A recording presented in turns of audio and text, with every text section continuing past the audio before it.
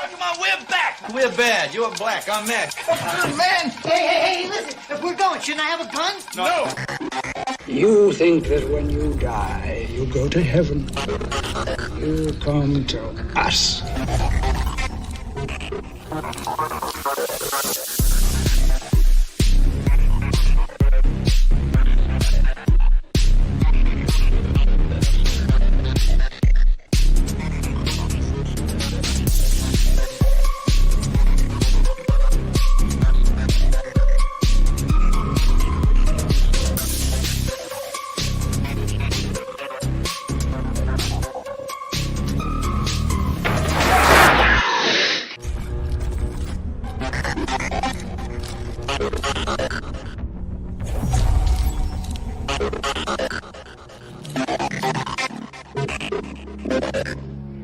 We'll do it live. Fuck it. Do it live. I'll write it and we'll do it live. Fucking thing sucks. Take it away.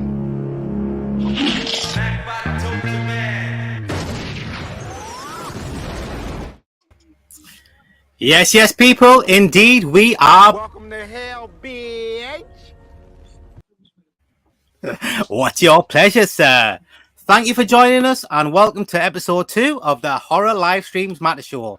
I'm Vas and I just can't seem to enjoy modern horror films. But damn it, I am trying. And I'm joined by my co-host, the real star of the show. He's a Yoda amongst horror nerds. It's an honor and a pleasure to welcome Pete. How goes it, man? Pleasure to be here, mate. Fantastic to hang out with my old mate Vas again. So thank you for inviting us back. And yeah, mate, loving the heat wave, but also loving being inside. I'm a little too old for the heat, so this is good, man. So thanks for having us. You're absolutely welcome, mate. Right, so look, it's been a busy time for horror films. First question, Pete, I got to ask you: Prey, the Predator sequel. What do you think of it, man? And give us a Predator ranking, mate. Oh, Predator ranking, okay. Well, first of all, I watched it on Friday night with my family. I've got to say, I really liked it. It took a little while to kick in. Killed a few animals and stuff like that beforehand. But once it goes, it fairly fires on all cylinders. I like the cast. I liked the choice of taking it out of modern day, no mobile phones, no technology or anything like that. And I really liked the setting. I liked pretty much everything about it, mate. So I thought it was the only thing that got me angry about the thing was that I couldn't see it in the cinema. I would have paid money for that. In fact, to be fair, I reopened my Disney Plus account, paying the money so I could watch it in 4K, because I figured I would have paid this to go and see it in the cinema anyway. So yeah, it's total thumbs up from me. I really enjoyed it, mate. As for the rankings, it's got leave out AVP, leave out Alien vs Predator. All right, okay, just the main 5. Main 5, okay. Main 5. It's not 5, 3, 4, 5. It's 5 now, isn't there? Oh yeah, bloody hell, there is. Right, okay. So Predator, obviously, with Schwarzenegger is tops. It really is a classic for me. Like, you can't beat it. Then I'm going to say Prey. Then I'm going to say Predator 2. Then I'm going to say Predators. And then I'm going to say The Predator. Is there any more? Have I missed any? So The Predator's last. Yeah, The Predator's last. All right, okay. All right. Yeah.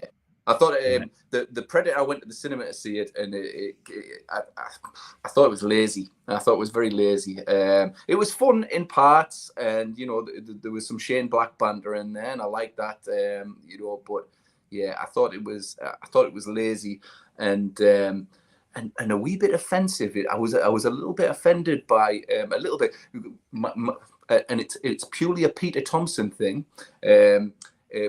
My wee boy is autistic, and I thought their autistic choices in that movie were fucking quite offensive, to be fair. Okay. But you know, taking that little bit out of it, it was still a fun ride, but certainly my least enjoyable of the movie. And I thought the CG was ropey. It felt like Shane Black had the studio on his back every step of the way, and I think that was pretty much the case. Yeah, I think he wasn't very happy with it at the end of it, was he? Yeah. That's my ranking. Well, I thought Prey was. I really liked it, and like you, I thought the first half was wasn't up to scratch, to be honest. It was interesting, and I understand why it's called Prey, because it's about the girl and not so much about the predator. But the second half was really good, though. I really did enjoy the second half. If the first half had been as exciting as the second half, I would have been super happy with it. But yeah, I thought it was really good. But yeah, I still think Predator 2 is better, though. So my ranking would be last to first would be Predators, the third one, then the Predator, the one before this one, and then this one, Prey, would be third place, and second place Predator 2, and of course number one would be Predator. Fair play. I mean, I've got a lot of love for Predator 2. It's awesome. It's Danny Glover and Gary Busey, Wax and Lyrical and that. So yeah. Fair play, mate. Right, let's quickly pop to the chat. And okay, Sophie's here. Hi, Sophie. I'm so glad you can make it. Very, very happy to see you. Hi, mate. And Gareth. Nice you could pop by, mate. I should be along to yours shortly after this one finishes. I can't wait for that. Yes, that's me. You know me, son. All right, Jeff. Nice to see you. And there's my sister. Sup, boys? Hey. She only watches my streams for you, Pete. Seriously, she thinks you're awesome. She's got good taste. Just say hello. I've only seen Predator for the first time recently. Oh, okay. I hope you liked it. Absolute classic. A classic horror film. To be fair, not horror film. Classic action film, not horror film. Action sci-fi. To be fair, I'm jealous when people say, "Oh, I just watched The Thing last week," or "I just watched Predator last week." I'm like, I wish I could watch them for the first time as well. Man, I'm jealous. Absolutely, man. Would love that experience of watching for the first time. Yeah. Oh, Larry. Hi, mate. Yeah, you did pop by. I'm so glad you did, mate. What a guy. Let's get on with this. Oh, what's Jeff got to say? Isn't it though? At one time, I actually enjoy watching Predator 2 more than Predator 1. Predator 1's a better movie, but I prefer the action in Predator 2 because I like my big action, I like my guns, and I like explosions, and that's full of it. Very, very action packed. So I did notice something on Instagram, and this guy here, I follow him, and he's a nice guy. Let me just start by saying he's a nice guy. I follow him and watch his videos, but he's got odd taste in movies, and this was his ranking for the Predator. After he watched Prey, this was his ranking. In last place, he put in Alien vs Predator movies into this one. In last place was The Predator. That was in 7th place. I think that's a little low. And number 6, he put Alien vs Predator Requiem, which is dog shit. So that's should be the bottom. And then he put Predator 2 at number 5. And I saw that and I was like, are you crazy? What? I think I saw this guy's rankings. Is it in a picture form? Yeah. I saw it and I thought, you don't know shit, buddy. That's what I thought. And then number 4, he put Alien vs Predator. And number 3, he put the third one, Predators, at number 3 is the third best Predator film. That's fucking crazy, man. No. And at number 2, he put the original The Predator, if you can believe that. And at number 1, he put Prey. He says it's his favorite Predator film is Prey. I mean, what the hell? No, I mean, there's no topping the original. Surely without Predator, there is no Prey. You know what I mean? But you can't mess with Predator, man. You can't mess with Predator. No, I disagree. No. I mean, I disagree, homeboy. Everything about it's pretty perfect. John McTiernan directed it. Alan Silvestri's score is pitch perfect to that movie, and the dialogue is absolutely beautiful. Some of the best Anne speak ever. It's like, what's wrong? This got you pushing too many pencils. Excuse the really bad impression. That's very quotable dialogue. I can't think of a single bit of dialogue from Prey. I've got to tell you right now, not a single bit of dialogue. Exactly. Sophie says, same with Jaws. Only saw that a couple of weeks ago for the first time. You're having a good year watching all these classics. Did you like it, Sophie? How could you not like it? Mm. Larry, a rare day off work. Well done, mate. Enjoy it. Can't remember. It is only sci-fi. Aliens are in it. Okay. What? Right. According to Ricky, it is. Yeah, haha. It's a sci-fi. It's a slasher movie or something. Sci-fi horror. But that's Ricky, isn't it? He's not the same as the rest of us. Let's have a look. Sophie says I would call an action. Yeah, there you go. Action first, then sci-fi. Absolutely. Yeah. I mean, for goodness sake, it's got Annie in it in an action role. Exactly. Hello, honey. Nice to see you here. Sophie, I love Jaws. The bit where the boy gets eaten at the start shocked me. Yeah. Still gets me the Kendrick boy. Yeah. Is that what he's called? The Kendrick boy. We might talk about Jaws in a bit when we come to non-supernatural movies. Yeah. Tell me, you've seen Alien and Aliens already, Sophie. Otherwise, those two should be next to watch. Oh, yeah, absolutely, man. You got to start with the all-time classics. Sophie, can I ask, are you 12-year-old? Have you just bought your first DVD player or something like that? Or why so late to the classic party? Right, Pete. Look, just out of curiosity, let me know how come. Some people just start off later than others, don't they? True. Right. So, you've recommended a couple of movies to us, Pete, over the past few weeks, and I managed to watch a couple of them. And I'll tell you what, mate. Last night I watched that movie you recommended called Resurrection. Resurrection. Yeah. And I don't know, man. Did you not like it? I didn't know. I don't know, man. At the end of it, seriously, I said these words at the end of it. I said, What the hell was that? and I turned to my wife, and she turned to me, and we were both doing this. I didn't know what was going on. I didn't know why it was happening. I didn't like any of the people in it. I thought Tim Roth was a good actor. Like, I enjoyed his performance, but I didn't like him in it. But the movie didn't make any sense to me whatsoever, mate. It's just, I didn't get it. I can't say I got any enjoyment whatsoever from that movie. I'm sorry. No. I mean, I think if you're looking for a movie where you get enjoyment from, probably Resurrection's not the one, right enough. I've been thinking about it since I watched it, and really? To be honest with you, I kind of can't wait to watch it again. I thought it was taut. I thought that lady's performance was absolutely stunning. The bit where she notices Tim Roth for the first time and then starts having that panic attack, because it all kind of floods back to her. That was one good bit. Tim Roth's face when he acts like he doesn't know her, and then he walks away and he turns around and he does that smile, and it's like the most sinister smile you've ever seen in your life. And you're totally. Tim Roth right now. I bought into it. I bought into the sinister side of Tim Roth. I also bought into this kind of I don't know. I felt a little bit of a dream-like kind of almost Lynchian vibe about the whole movie. And then at the end of the movie, without any spoilers or anything like that, but it's Gonzo.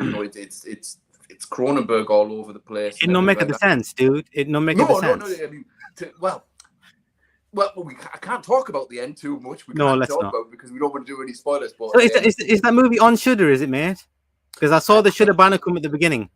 I think at the moment, no. In fact, at the moment, I just saw an article pop up today. It's premiering in Edinburgh Film Festival in the next couple of weeks or so. So I think it will follow on Shudder in the next few weeks afterwards. But obviously, those sneaky wee demons online have leaked it. Okay.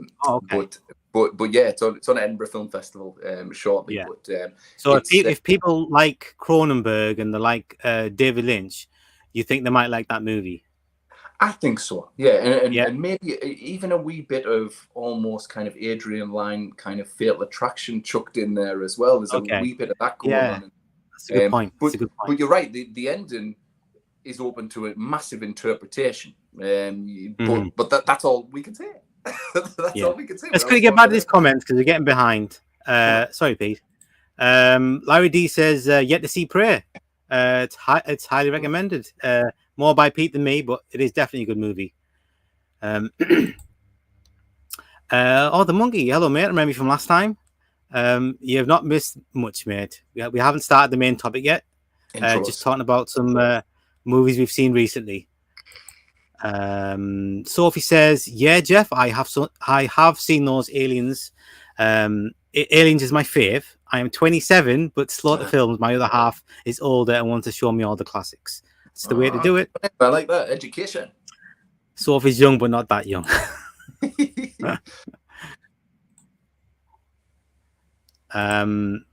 Okay, Larry D. I seen Jaws when it first came out, and I was like 8 years old. Wow. Did you watch it? It must have been the pictures then. I guess there was no VCRs back there, was there? Old AF reviewers, you're getting lippy when I'm not here, Garrett. There you go. I'm glad I'm not involved in that. Jeff, awesome, Sophie. Yeah, Aliens is amazing for sure. It certainly is, man. There he is. Yeah, Ricky's in the house. Sophie, Jeff, I did not like Alien 3. Ruined it for me. I feel the same way. The moment they killed off bloody Newton Hicks, bad move, big mistake. Terrible move. Although shouldn't do that in movies, man. The director's cut redeems it ever so slightly. But yeah, they shouldn't have killed. Yeah, I've got that. I've never seen it. I've got it, but I've not seen it. You should watch it. You should watch it. It's a better movie. Yeah. Sophie, Ricky, I will mash Gareth up if he steps out of line.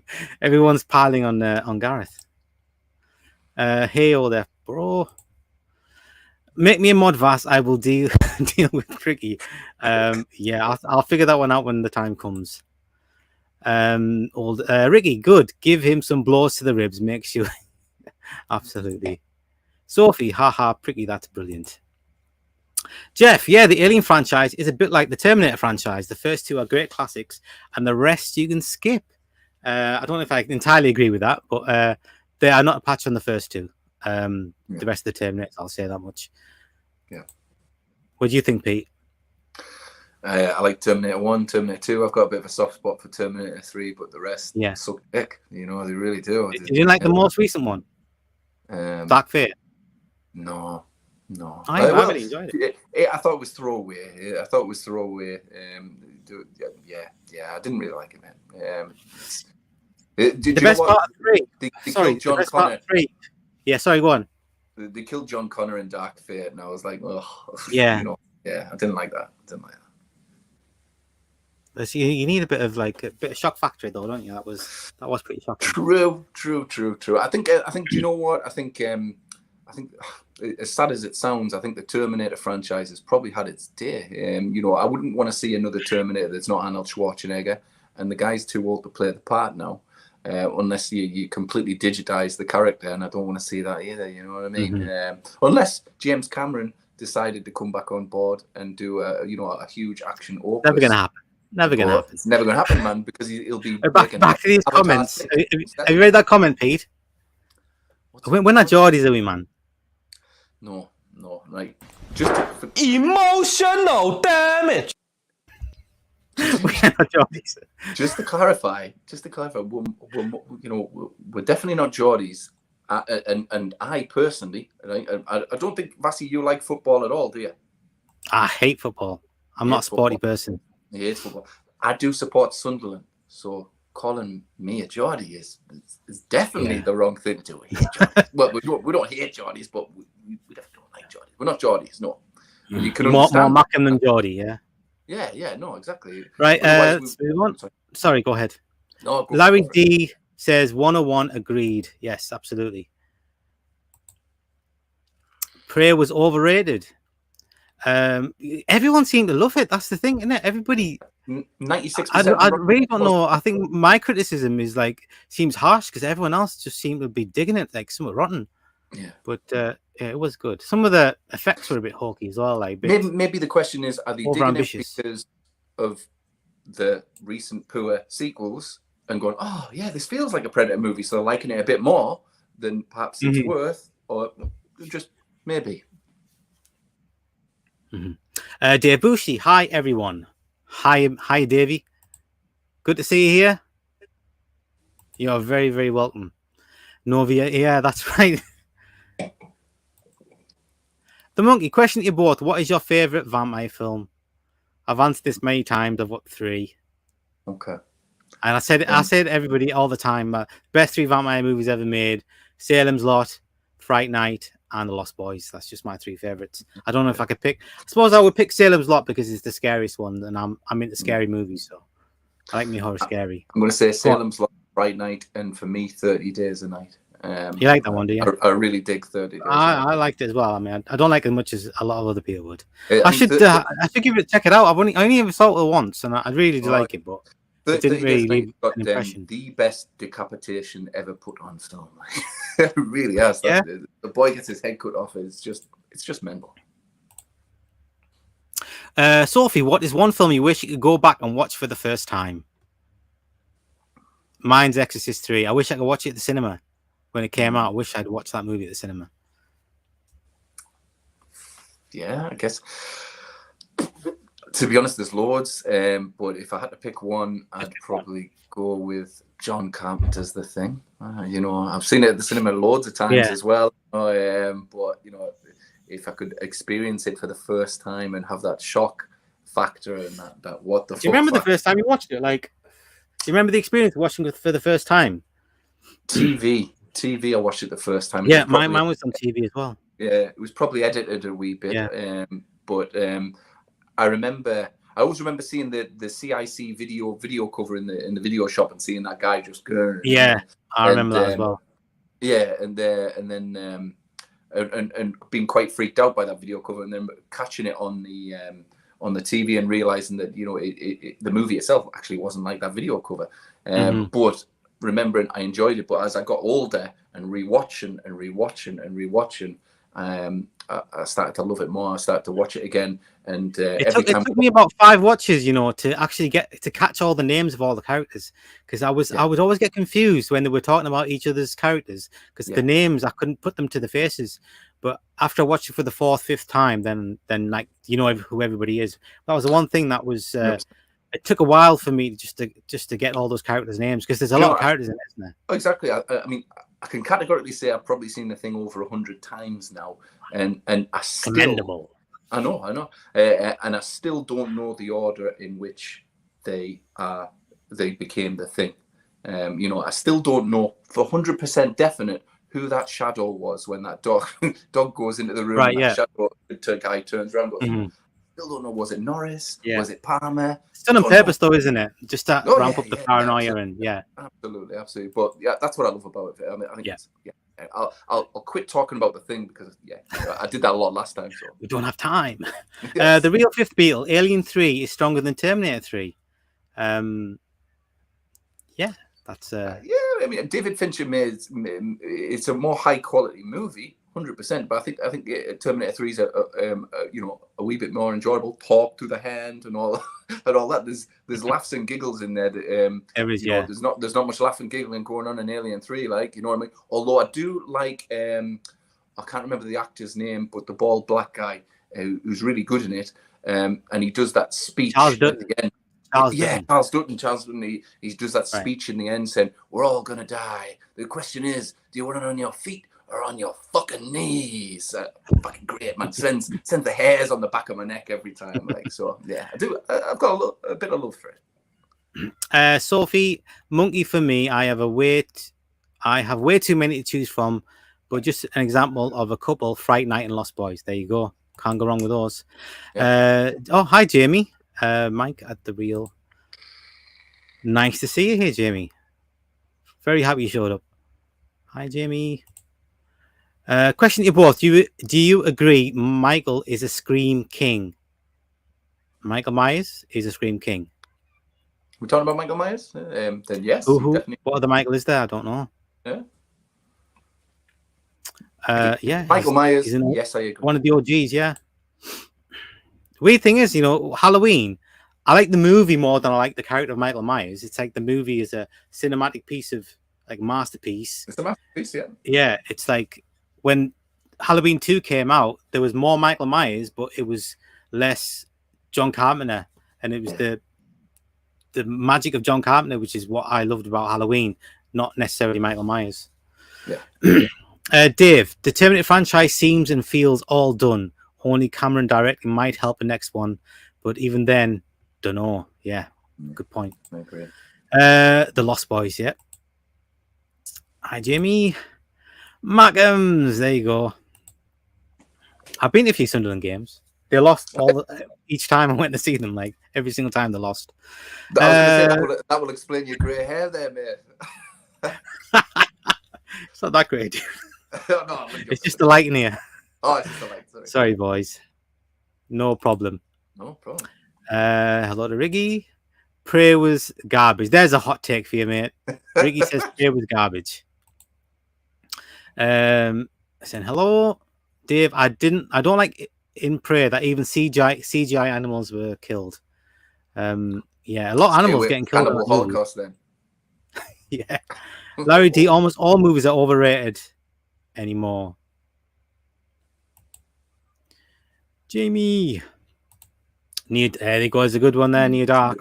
Yeah, it is. It is. Dave. Plus, can you read that, Pete? Throwing hatchets at trees. Oh, yeah, okay. Throwing hatchets at trees seems dangerous in Prey. Bounce. Exactly. Yeah, it's true. Don't do that. Might have sneezed or something, and the thing would have indented in a bloody skull. Lost Boys, Near Dark, and Vampires are my fave.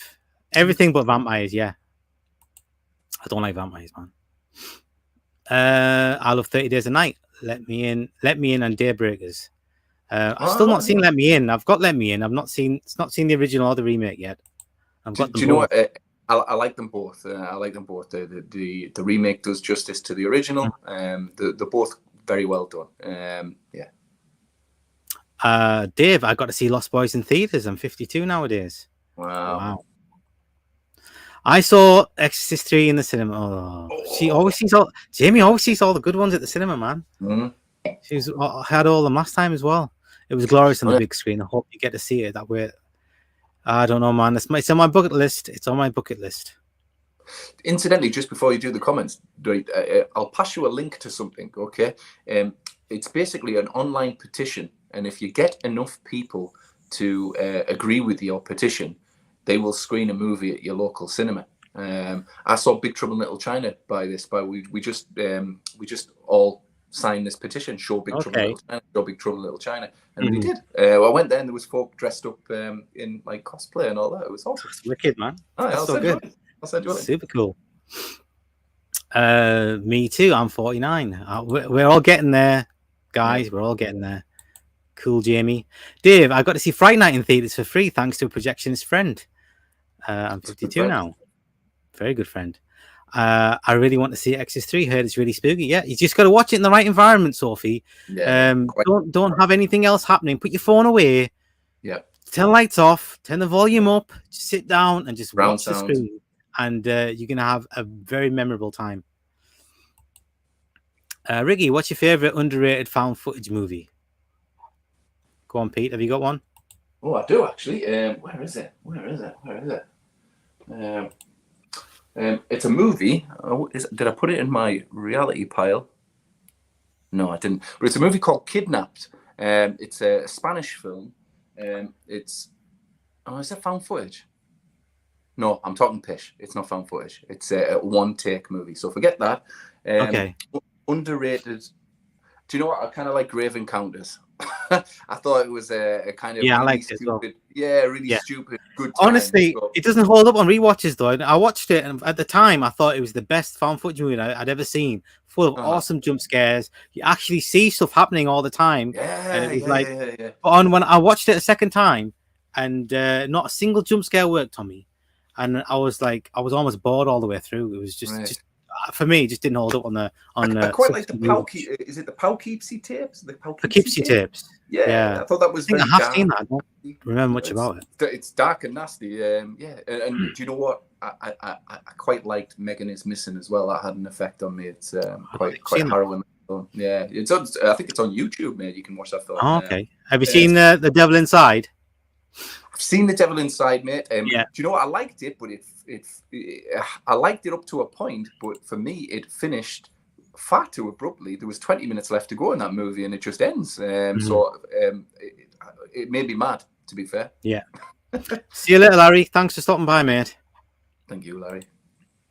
Dave and TJ Carter seem to have vanished in The Thing 82. Yeah, he did. Yeah, he did. Yeah, he did. I'd love to know what happened here. Do you know Oh, what? that's the guy with the roller skates, yeah? Yeah, that's possibly a Yeah. sequel string. You know, where did he go? You know, he might be still alive.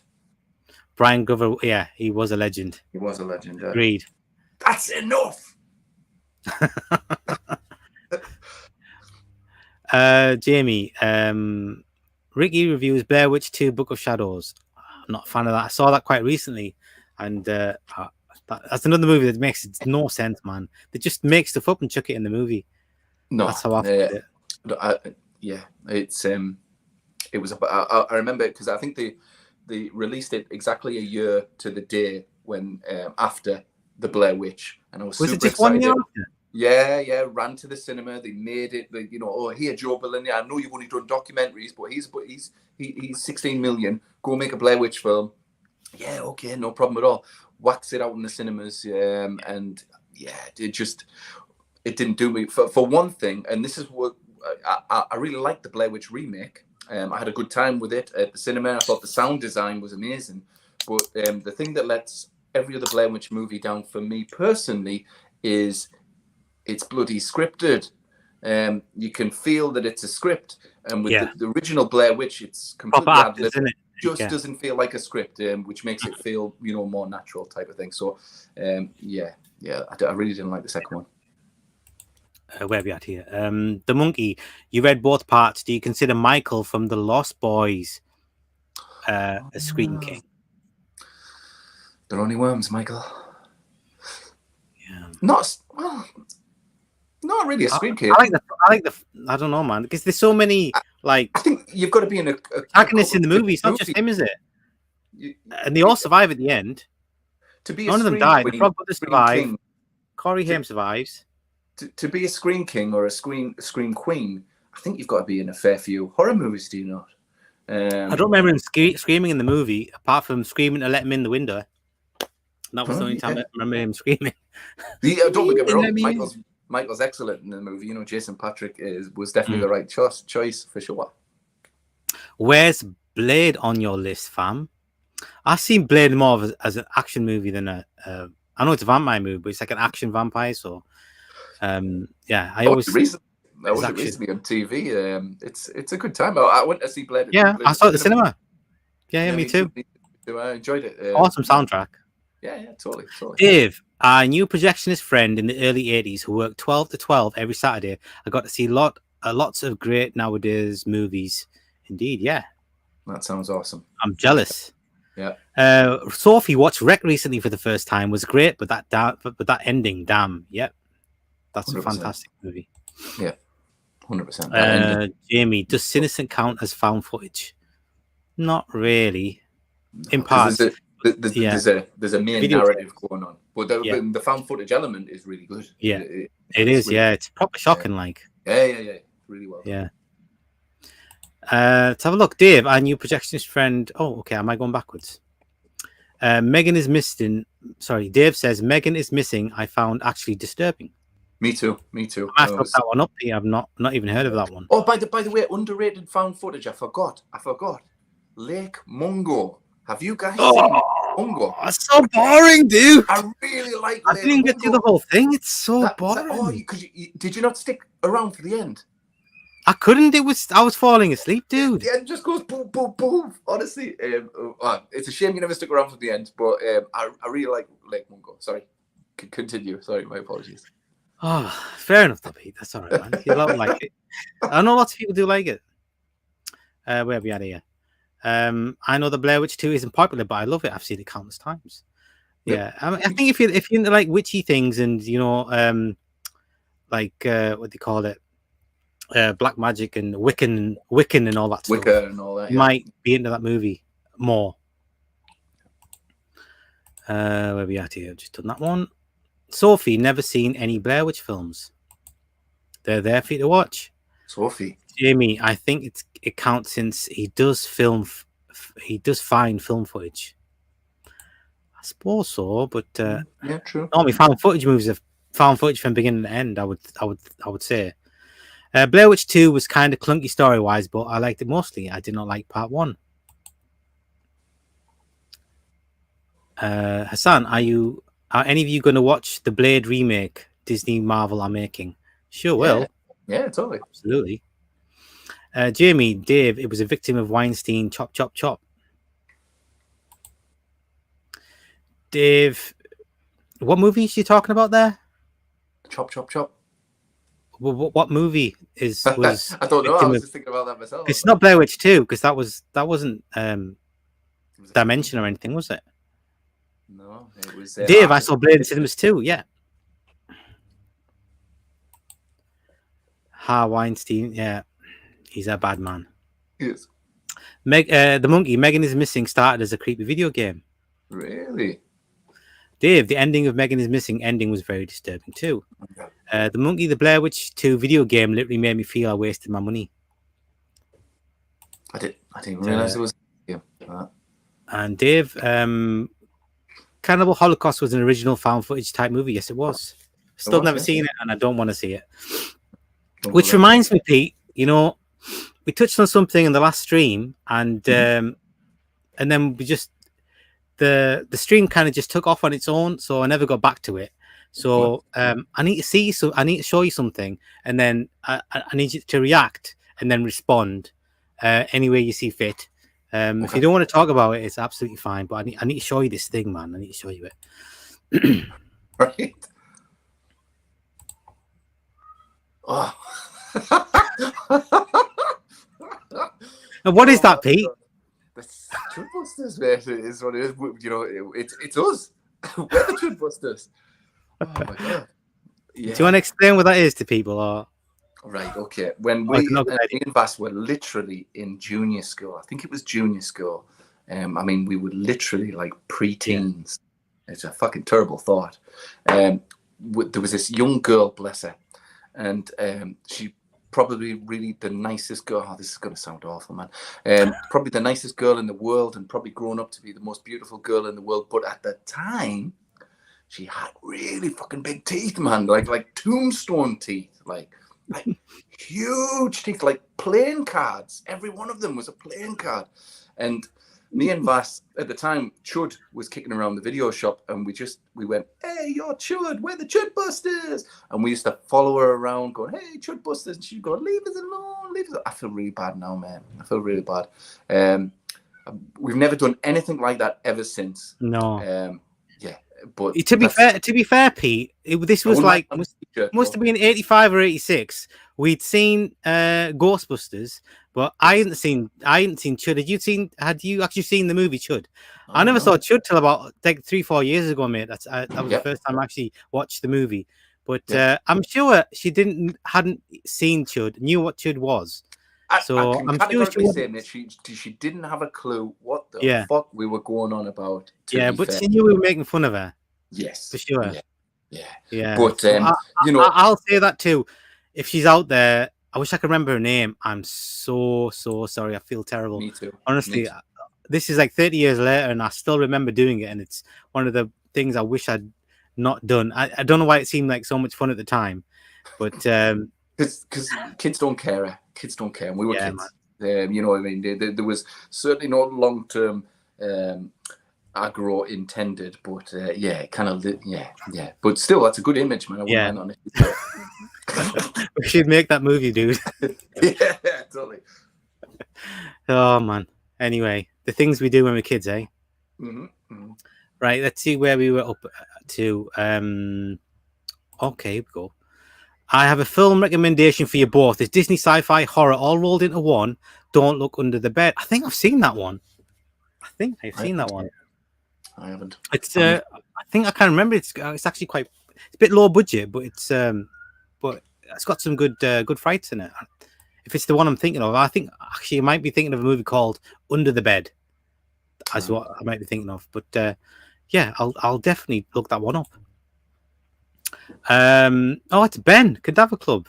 Oh wow, I've got this guy's a superstar, man. I love this guy. He's awesome. Oh my god, this guy does some of the best videos I've ever seen on YouTube. He's so good, and he sings too, and his singing's super good as well. Sweet. But yeah, man, this guy's awesome. Hi, Ben, mate. I'm so glad you came here. Honestly, I feel like it's like a famous person's dropped in. That's amazing. Sophie, Mungie, I will have to check it out. Absolutely. It's of course, Dave saw Chud in the theaters. Of course he did. Never heard of Chud. Do you remember what it stands for, Bassy? Sorry? Do you remember what it stands for? Cannibalistic humanoid underground dweller. See, we were talking about Chuds before everyone else was talking about Chuds. Like 30 years later, we were first up on the Chud business. Yeah. Oh, you're welcome, Ben. You're welcome, Ben. Ben's an OG, man. He's total OG. Hassan, I think going off the poll, we can see who most think is best. All right, yeah, I did a poll to see, asking people, did they prefer supernatural films or did they prefer non-supernatural films? And most people picked supernatural. A few people said don't know, and some people said non-supernatural, but most people did supernatural. I prefer supernatural as well. Interesting. Yeah. Do you want to move on to that topic? Should we start it? Let's do it. Let's do it. Yeah. Let's do it, man. Let me just get myself set up here. Can you read the next comment for us, mate? Yeah, so Dave has said, "Don't Look in the Basement I found kind of good despite its low budget." I've never seen it, Dave, to be fair. I've heard of it. I've heard of it, but I've never seen it. Sophie here we go, Pete. Sophie says, "Are you both going to see the new Evil Dead Rise film in cinemas when it comes out? The 2013 one traumatized me. It hit a nerve." I loved the remake, to be fair. I loved the trailer. I bought right into it, all the kind of fanfare, and I really got a kick out of it. I saw a nice little sneak preview of the remake as well, which was a good experience. So I love it. I've even got the wee extended cut that they accidentally showed on Channel 4 one time. So yeah, I love that one. Evil Dead Rise, I can't wait to see it. I was talking to Vassy. I do think it's probably going to end up like Demons 2 because it's in a high-rise building, but you know that's a good thing. As long as it's not goofy as fuck like Demons 2 is. I suppose it is a bit goofy, yeah. But after the first half an hour, then it gets goofy. Yeah. Anything. I'm not sure they're going to show it in the cinema though, Sophie. That's the thing. There's talk about it at the moment, so I hope so. I'd love to see an Evil Dead movie in the cinema, but otherwise it looks like it's HBO Max until Bruce Campbell tells us otherwise. Yeah. Right. So we get into the main event. Actually, I'm going to ask if Ben's still in the chat because I'm sure Ben would have loved Resurrection. Ben, mate, have you seen Resurrection? Please let us know because Ben likes those types of movies. All right. Okay. Yeah. Right. Okay. So let's get on with the main event: supernatural horror versus non-supernatural horror. And this is not a contest. I don't think one's better than the other. You know, we all have our preferences. Me, it's supernatural. But I think the much more interesting question comes to be: Why? Why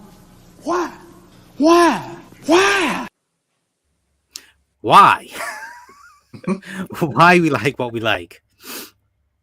So for me, look, I think if I can boil it down to its essence, I think why I like supernatural horror is because the reason I watch movies is for escapism. So I escape watching movies, and the ones that do it for me are mostly horror movies. And when it's non-supernatural, it's like, you know, you're trying to escape from reality. So when it's non-supernatural, it's like it doesn't really take you out of that reality. So I prefer supernatural ones because it takes you well out of reality. So it really, you know, leans into the escapism bit of it. So I think that's why I prefer supernatural horror. What do you think, Pete?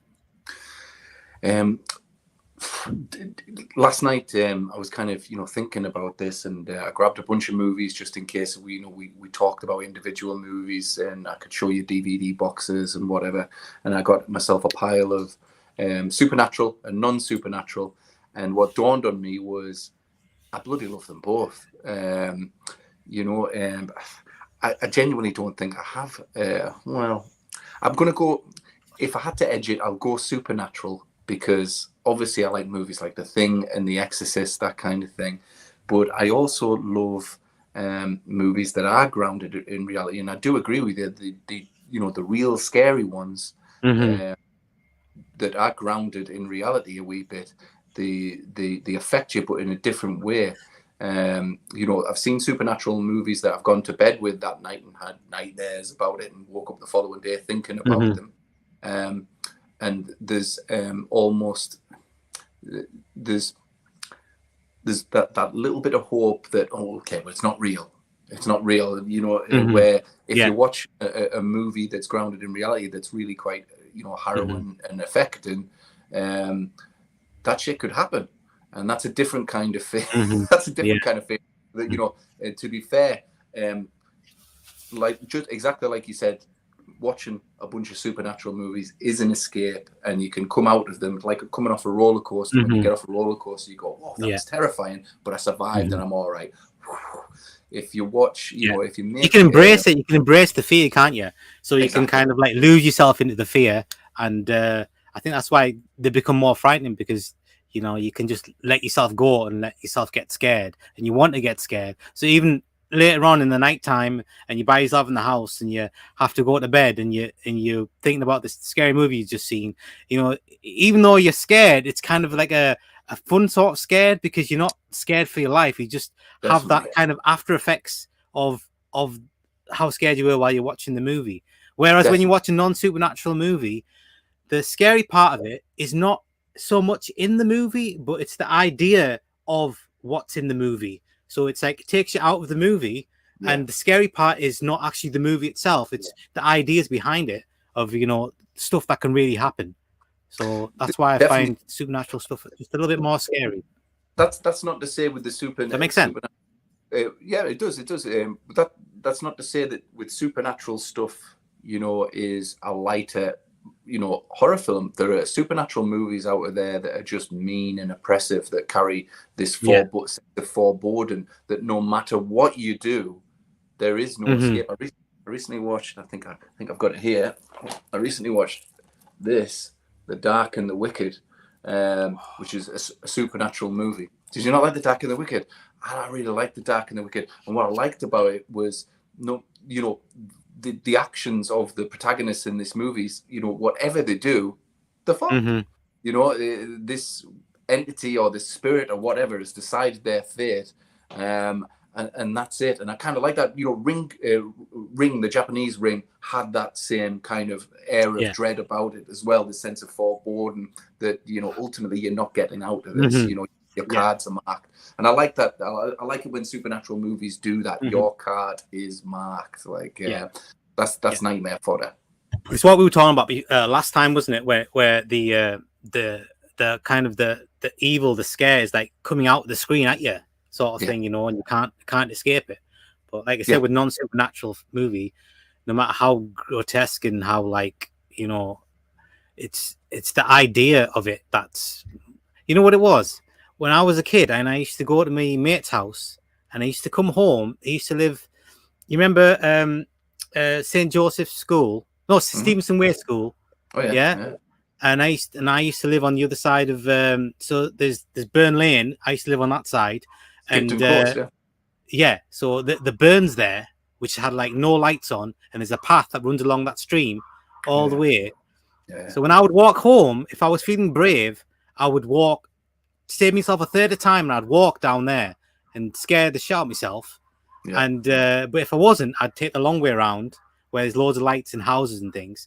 But when I would be walking down that dark path where there's no lights or anything, I'm not afraid of a serial killer or whatever. I'm pretty scared of werewolves and all sorts of things. That's what I'm afraid of.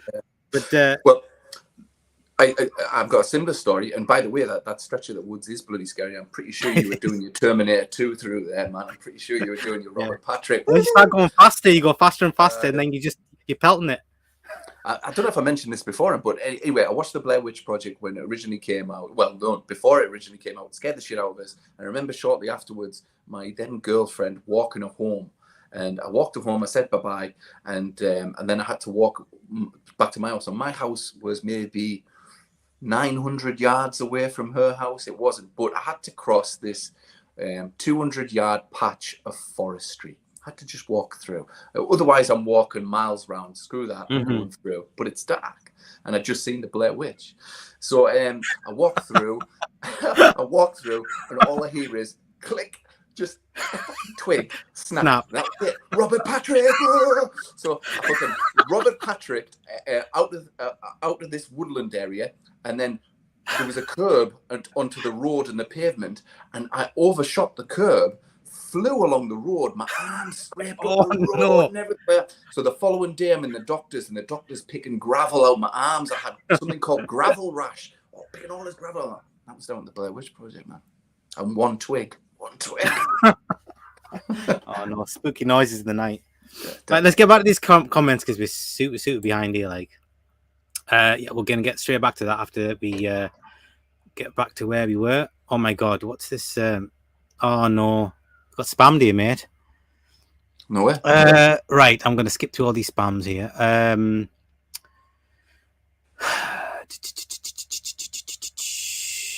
don't even know where we are here. Like. I'm sorry, what I meant was the Artisan Studios pulled a Weinstein on Blair Witch 2. That makes no sense. When I was younger, I lived nearby 3 cinemas too and went to movies a lot back then. Yeah, man. Sophie, never seen the original Evil Dead, though. How can you not seen the Evil Dead? Hassan, yeah, the 2013 Evil Dead had some gruesome scene, yeah. He just watched it a few weeks ago. Like, all right. First time sat down and watched it. Really good. The Monkey. Speaking of the remake, I love Bruce Campbell's cameo at the very end. Yeah, that is good. It's like the only light-hearted bit in the whole movie. It's weird where it's tacked on at the end there. Hassan, I remember watching it still. Yeah. Cadaver Club, Alien Resurrection. No, mate, it's just called Resurrection. It's got Tim Roth in it and Rebecca. What's her name? The lassie in it. Is it Foster? Rebecca Hall. Let me have a look. Quickly tell you.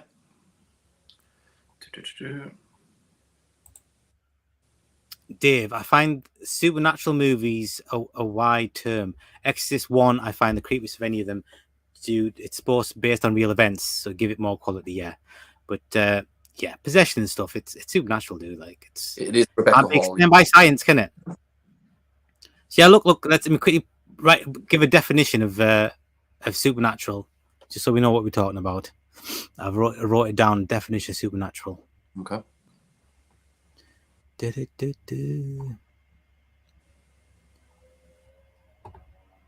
All right. Okay. Definition of supernatural: caused by forces that cannot be explained by science.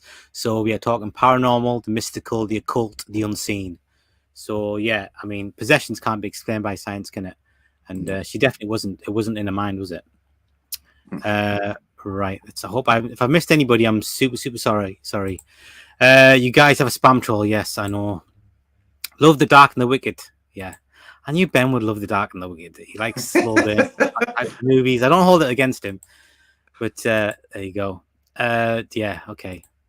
I don't know. Great atmosphere. Yeah. Yeah, definitely. So who was in the Resurrection then? Who was the lassie in it? Rebecca Hall. Right? Yeah, Rebecca Hall. Yeah, Rebecca Hall. And I have to say, Oscar-winning performance. If you think if she's not, she was annoying, man. She annoyed me for that performance. It was fine. I didn't know why she was doing the stuff she was doing, man. It didn't make no sense to me. Why she was just going along with all this crazy stuff. I didn't get it, man. Trauma. Anyway, but let's not talk about it because we're spoiled. Yeah. So Resurrection. The movie's called Resurrection. Jamie, I don't think I have a preference of one over the other. I like to judge each movie I watch on its own without expectations. Subgenre doesn't usually factor in. Yeah, but I mean, if you can think back on the movies you do like, you can kind of see. I mean, it can't be 50-50. I'm sure it falls on one side or the other. Yeah. I mean, I love lots of non-supernatural movies. I mean, The Hitch is one of my all-time favorite movies. But there you go. Non-supernatural, Dave says, non-supernatural horror movies are great fun too, despite these nowadays jump scare only type movies to me. Yeah, I got nothing against jump scares, man. If they're done well. Vash, you need mods, my friend. Yeah. If anybody can remember how to do that, I could definitely mod some people. Yeah. Is there more coming? I think they've all gone now. Oh no, there's one back again. Okay. I don't think I have a preference of one over the other. I like to judge each movie I watch. Have I just read that?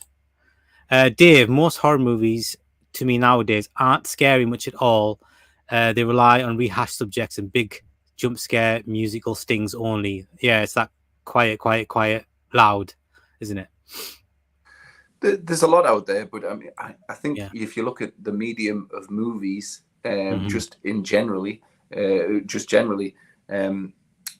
not a lot of original storylines left. To be fair, No, you're there's not. always going to be rehashing something, Mhm. but it depends if you're going Yeah. to do it in a good way. Like most of the possession movies that you see these days, are dipping the It's toes same in. old shit, isn't it? But Yeah. if you're going to rip something It looks off, comical. It looks comical when you watch possession movies. Most of them, yeah, like these low budget ones, they just Yeah. it just doesn't work. It's not scary at all. no, absolutely. I think it's about the approach, isn't it? And I think the director's got a lot to do with it as well. How it's creating atmosphere and suspense. 100%. I think. yeah. Did you know what I like to see? I like to see a horror film where the cast and the crew and the director are taking it absolutely bloody seriously. I love that when they're putting their all into it, when they're putting an actual performance, and they're not just phoning it in. You know what I mean? Like it's just another teen slash or whatever. I like effort. I appreciate it. Even in subpar movies, if the cast and the direction is really good, I'll give it a chance. Yeah. Have you noticed most horror films, when you see like famous faces or familiar faces, when they go in horror movies, they kind of dial it down a little bit. Like Robert De Niro made a couple of horror movies in the 2000s, 2 or 3 of them. Yeah. And he's shit in all of them. He's absolutely rubbish in all of them. And this is Robert De Niro. And put a bit of effort into it, man. It's like, how can you make a good movie if you're not going to put the effort in? But a lot of the stars do that. They kind of dial down their performance because they think it's supposed to be like stoic and serious. But I mean, contrast that with Brad Dourif in The Exorcist 3. I mean, the guy, that's like, for me, that's a flipping one of the best performances I've ever seen in any movie ever. Yeah, no, absolutely. Absolutely, and it's Brad Dourif and that. I think that was my. I think Child's Play had just come beforehand, and I think that Child's Play is good, and he's good in it, and everything like that. But when I saw Exorcist 3, it kind of blew me away. I know. Have you seen that kind of assembly cut of Exorcist 3 that they got in the Legion cut? The Legion cut. That's it. Didn't like it that much. No. The original cut's a better film. Although the exorcism at the end does feel a little bit tacked on, right enough. I like it at that point. That's a good way to end the movie. I like when a lot of stuff happens at the end. Yeah, and, I felt a little bit for Brad Dourif that that they removed quite a lot of his bloody scenes. But Jason Miller, he's wicked in it. He's really, really good. I think his performance is like holds up against Brad struggling Dourif's. with alcohol and drugs at the time. Yeah. And I think that was his father Karras thing. I think he's really, really good in that movie. Yeah, totally. All right, The Monkey. What I love about the Ring films is they do not end on happy ending. Even in The Ring 2, look at the last few frames on a freeze frame. You'll see the mother lost. Ooh, okay. I didn't realize that. I think that's the original Rings or the remake. I don't know. I don't know. Dave, would you say Friday the 13th, like Part 7 and such, considered supernatural in ways? Well, yeah, for she's got like supernatural powers, and it's zombie Jason, so yeah, that's supernatural all the way. Definitely, and even her dead dad rises up from his water. At the end, isn't it? Down at the end of that. You should guys watch my essential cut of Friday the 13th Part 7 on my channel in the playlist. Essential cut Friday the 13th Part 7. It's fucking awesome. No way. Big plug there. Have you not seen it, mate? It's really good, man. Check it out. Richard Holland. Is that Holland? Yeah. Is it? Right, mate. I saw him recently. How are you doing, Richard? How are you doing, mate? Oh wow, blast from the past. Yeah. The Monkey. At Sophie, if you were a doll, you'd be the bride of Chucky. Okay. I'm not a fan of that franchise. You know, after the third one, kind of. I suppose after the fourth one, I don't like any of those movies. Don't like the series. I don't like Tiffany and anyway. Move on. Dave, the reef stalked. I found creepy, a tad silly 3/4 through, but overall had the great where is the damn shark fun going on through the reef. Is that the new? Is that a sequel to? The I'm not Reef. sure which movie that is. Yeah, I've seen the first one. I haven't seen any. yeah. Event Horizon is one of the modernist forever. Yeah, absolutely, man. I saw the other pictures. Haven't seen you should check that out, Ben. You're gonna love it, mate. I'm telling you now. It's one movie I know you're gonna love, and it's that movie there, mate. You've got a lot in common with Peter. Rebecca Ferguson. No, not her. It's Rebecca Hall, isn't it? Yeah. When you said, the funny thing is, when you said it had Rebecca Hall in, that's the first person that came in my head because I wasn't sure who it was. I was thinking of Rebecca Ferguson. It's the girl from the Night House. The girl from the Night House. Yeah, I didn't like that movie either. Did you like that movie, The Night House? I didn't like it as much as I like Resurrection, but I did like again that kind of dark and the wicked thing where Boring as fuck. What are you talking about, Pete? She's not. I mean, you liked it then, yeah? Yeah. I think I liked it. Yeah. Well, good for you. Good for you. Right. Let's. Oh my god. Right. I need to sort out these. Get some mods in, man, Pete. We're getting spammed the fuck here. Okay. Right, Backstreet. Okay, right. No, not that one. What are the retro girls? Okay. What are the retro girls? Monkeys had a good thing. Yeah. Right, let's get through these things. I think we can continue with our thing. Okay. Is you add community, then click on the moderators box, type the name of the user that you want to make a moderator. I don't understand any of that, dude. What you just said there. Open YouTube Studio, community from the. Oh no, I don't know. We're gonna have to live with it. Okay. I love a horror movie that takes themselves seriously too. Yep. It's got to be done.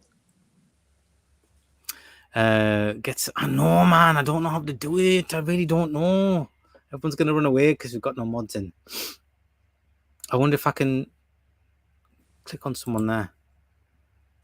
No, it says put using. Oh, I wonder if I can block user. Hopefully, that might have done it. I've blocked that user. And I'll just block this dude as well. Block that dude. Okay, comments. Oh, I've not seen Deadwood, but nah, me neither. If Brad Dourif's in it, I'd definitely give that a shot for sure. It's funny. At one point, I would watch anything with Brad Dourif in the 90s. Like any videotape I found, and if I had Brad Dourif in, I'd give it a watch, man. Watch plenty of crappy movies just because Brad Dourif was in it for like Critters 4 and all sorts of stuff. It's just because he was in it, and I'd buy that sucker. And then I'm like, he was good in it anyway, at least. No, quite right. Sophie, the trolls are telling the truth, but should not be going off the stream. Absolutely, get the hell off my stream. Yes, the sequel.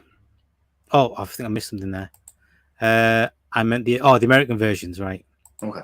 The sequel's got the one with Sissy Spacek in, I believe. I need to watch that again. I've only ever watched it once. It was I think directed by Hideo Nakataka, who did the original Ring. Okay. Is Sissy Spacek in it? Sissy Spacek is in it, yeah. Who was she in that movie? In the Ring 2? She was. Who was she? I can't even remember. I've only seen it once, but she was. She was someone who talked to Naomi Watts quite a lot in the movie, but yeah, she was in it. I would love to be a mod. I'd love to make you a mod, Sophie. I'd love to be a mod. How to do it? Right. So right. Okay. Yes, the sequel to The Reef. Okay. Deadwood is one of my favorites. I remember you mentioned that on the last stream, Coast to Coast stream, Ben. I do watch those streams. The monkey. If I ran away, I'm glad I'm not wearing a red shirt. Like a Moving on. Right. let's continue. Definitely check it out. Brad plays the Doctor. I will do. I have seen clips of him in it. Do you both like Wolf Creek franchise much? Dave wants to know. Are you a fan of the Wolf Creek? I've only seen I've got the first one there somewhere. Wolf Creek. Yeah, I like him. Yeah, I went to the. There's a non-supernatural movie there, isn't it? Yeah, exactly. I went to the cinema to see Wolf Creek, and it was I had to, when I came out, I had to fill in like an audience card of what your thoughts were and all that. Where Oh, really? The ending, yeah. And I think at the time I was super excited about it, and I wrote down, "Will be a classic like the Texas Chainsaw Massacre." I remember. Is that what you wrote? Yeah, I was super excited about it. And yeah, maybe a little bit overexcited about it, right? Yeah. But do you know, I like it. It's mean spirited, and it's a tough watch. The bad guy is a really bad guy, and some of his banter is just horrific. Like Wolf Creek 2 is a little bit more fun, but still pretty horrific as well. Like I haven't seen the second one. The second one's it's good. It's kind of like the Aliens of the Wolf Creek franchise, because there's more killing and it's a lot more fast paced, that type of thing. And the series I liked. I liked it. I watched it. I enjoyed it. I enjoyed it a lot. I didn't think it was really required. I'd have much rather have seen another movie. I don't think there's a Wolf Creek 3, is there? I think there's a TV series, isn't there, as well? I've seen the TV series, but I'd much prefer the Wolf Creek 3. Give me another movie. Do you want to know a good movie I saw? Non-supernatural. It's called. I wrote it down somewhere, mate. Let me just find it for you. It's about a white van man, and it's called. Let me have a look here. It's called Tailgate. Have you seen Tailgate? Tailgate, no. I watched it on Sky Movies, and it's German. It's about this family. They're going to visit the. I think it's the wife's parents, and like they're arguing in the car. They're late, and this white van is like in front of them. It's like a dual carriageway, and the white van is in the fast lane, but it's not going fast enough. So they're stuck behind it, and he's beeping his horn, and the guy slows down even more. And then finally, he kind of just like gets around him, and then they stop at a service station, and they're filling up, and the guy pulls in, and he starts. He wants like an apology. And the husband, who's an absolute dick, he's not having any of it. So anyway, they go on the way to go to the mum's house, and the dude starts following him, and he's some sort of exterminator. He's got this tank with this like spray stuff inside. At the beginning of the movie, you see him kill somebody with this spray. He's like chasing somebody. He's got this one of them white what they call hazard suits on, and he kills someone, and then he sprays the dude. He nicks his phone, sprays the dude, and then they manage to get away. They go to the police station. The guy's got his phone, and he manages to unlock the phone, find out where the parents are, and goes to the parents' house, messes with the parents, and then they come home. They get like escorted by the police, and then just let the police go away when they're outside the house. And they're like, and the husband's like, his masculinity is like in question, so he's like, "Oh, I can handle it from here." So he makes the police go away, and the fucking dude's in the house. He's tied up the parents, and they have to go inside the house, and then there's all sorts of stuff happening. And it's called what I said it was called Tailgate. It's a good movie, man. It's a good movie. I'm going to watch it. It sounds a little bit like that Russell Crowe flick, man. It does a bit, doesn't it? It does a bit, yeah. But the dude is like some old dude. This exterminator guy. He's like an old dude, but he's fucking well tall, really, really strong. But yeah, I enjoyed that movie, man. That was a very good movie. I like movies where people unknowingly mess with the wrong person. I watched the movie. It sounds not too dissimilar to what you've just described. Have you seen the movie Alone, where the woman's in a car and she can't get past that guy? Yeah. Really like that movie, and then he meets her, and he's Mr. Nasty sadistic serial killer. I like stuff like that. People biting off more than they can chew. Right. Right. I'm gonna try and find out back where we were. So, Monkey, is that a good thing? Okay, we're there, and right. I think that was the last one we saw. I love a horror movie that takes itself seriously. Yeah, we got that one. Deadwood. Oh, let me go forward If I Run Away, I'm glad. Okay, that was the last thing we watched. Moving on. Definitely check it out. Blood Praise the Doctor. Those three. Yep. Dad, just open your door. You open your phone open on the live stream, press the 3 dots, and you can make people moderators. Is that right? Right. You want to read the next question while I try and do this, dude? She plays Samara's mother. That's who Sissy Spacek Oh, is. okay. Okay. Maybe and Sophia Mod and the trolls will stand no chance. Now there you go. That is Throwing the Gauntlet.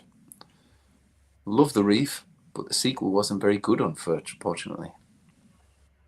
I've not seen that sequel.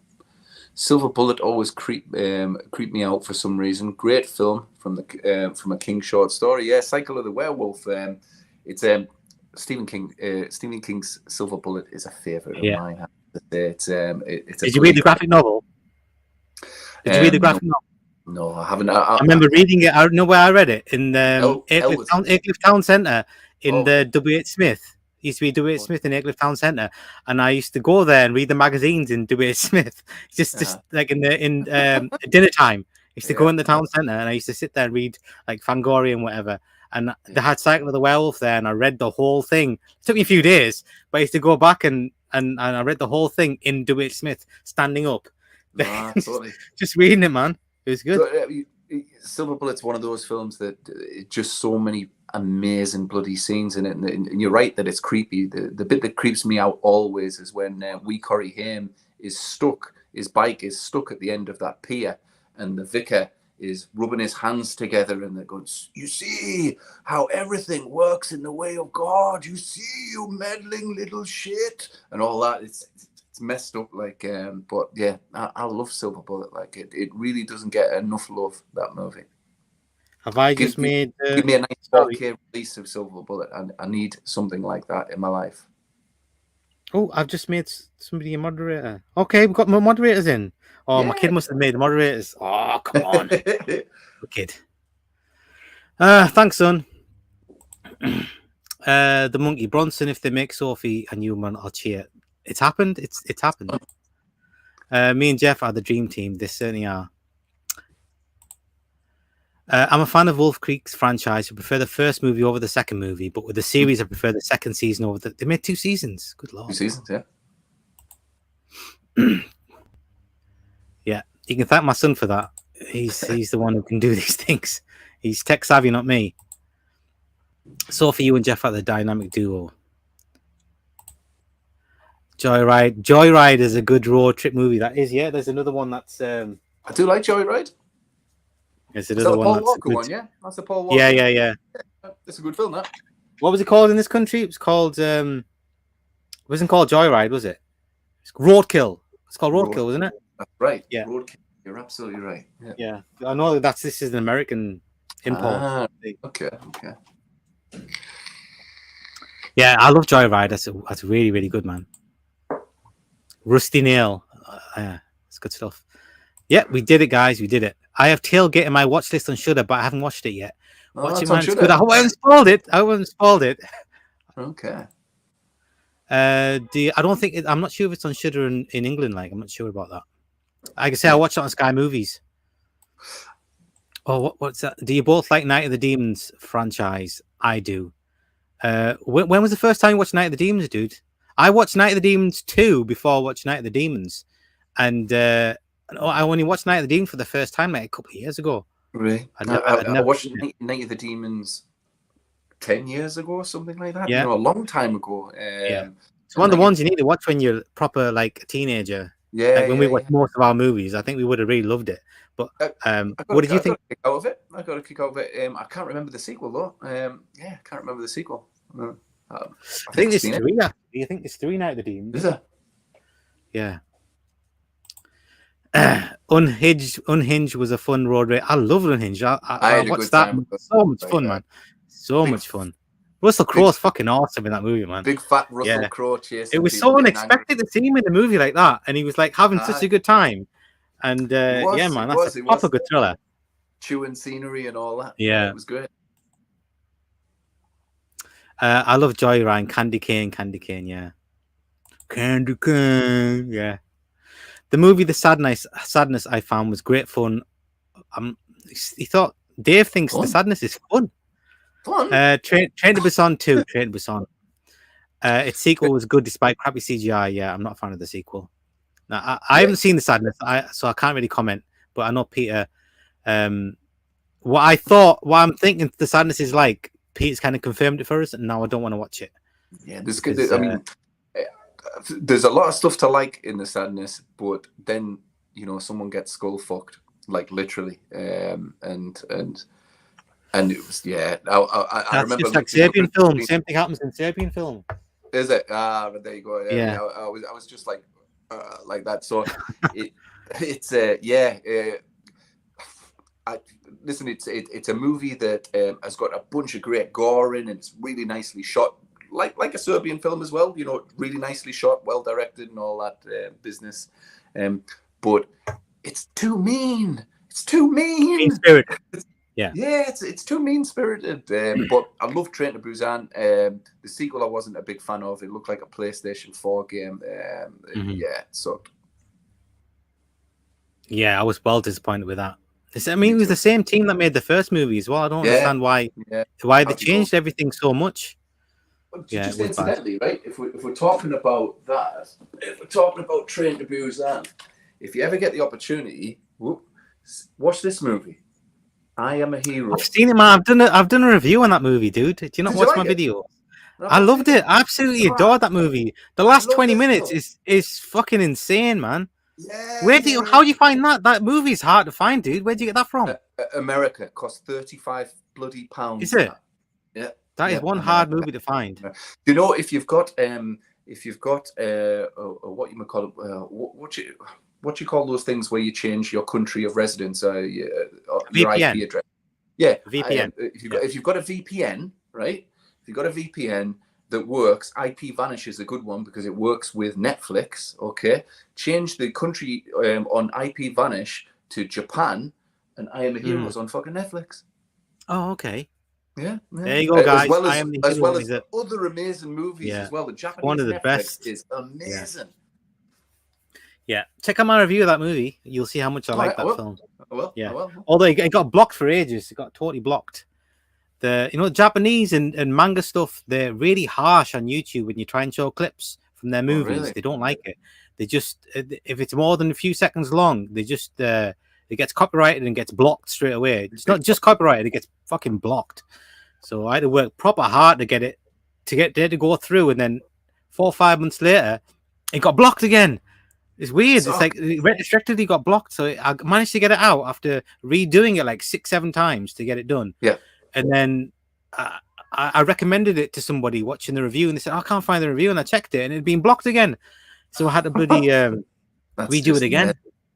I know. Right, listen, I'm just going to nip the toilet. It'll be 2 seconds. Yeah, I'm going to get through these comments. No problem. Steve Zane in that film. You're all right, yeah, and Joyride. He's really good in it. In the extended cut, remember the scene where you see Paul Walker go into a store naked while the CB villain talks to the female left in the car? I don't think I've seen that extended cut. Dave, the movie The Sadness I found was great fun. Okay, I've just read that, dude. Am I going the same one over and over again? I just don't understand why they stuck so many deleted endings after the end. Okay, I'm a little bit... Oh, did I? Maybe, you know what it is? I think maybe you were already modded and I unmodded you. Let me just check. I did. You know what it was? You were... No, how have I done that? Remove moderator. But you are... It's coming up as remove moderator, so it makes me think that you are moderator, but you're not highlighted in blue. If I remove you and then make you moderator again, add moderator, it says 101 Bronson is now a moderator for your channel, so hopefully you're back on. Oh crap! I think that was an old message. I'm messing it up, man, dude. Everything's fine, and I'm just undoing all the good work of moderators. And the monkey is a mod. All right, cool. Dr. Impossible of Counterpunch 1984. Hello, mate. Nice to see you here. The Mephisto waltz crosses the line slightly into thriller, supernatural horror. Alan Alda Kurt Jurgens with a dark, edgy score by Jerry Goldsmith and an unforgettable ending. Yeah, I always confuse that movie with that one with Peter Fonda in Race with the Devil.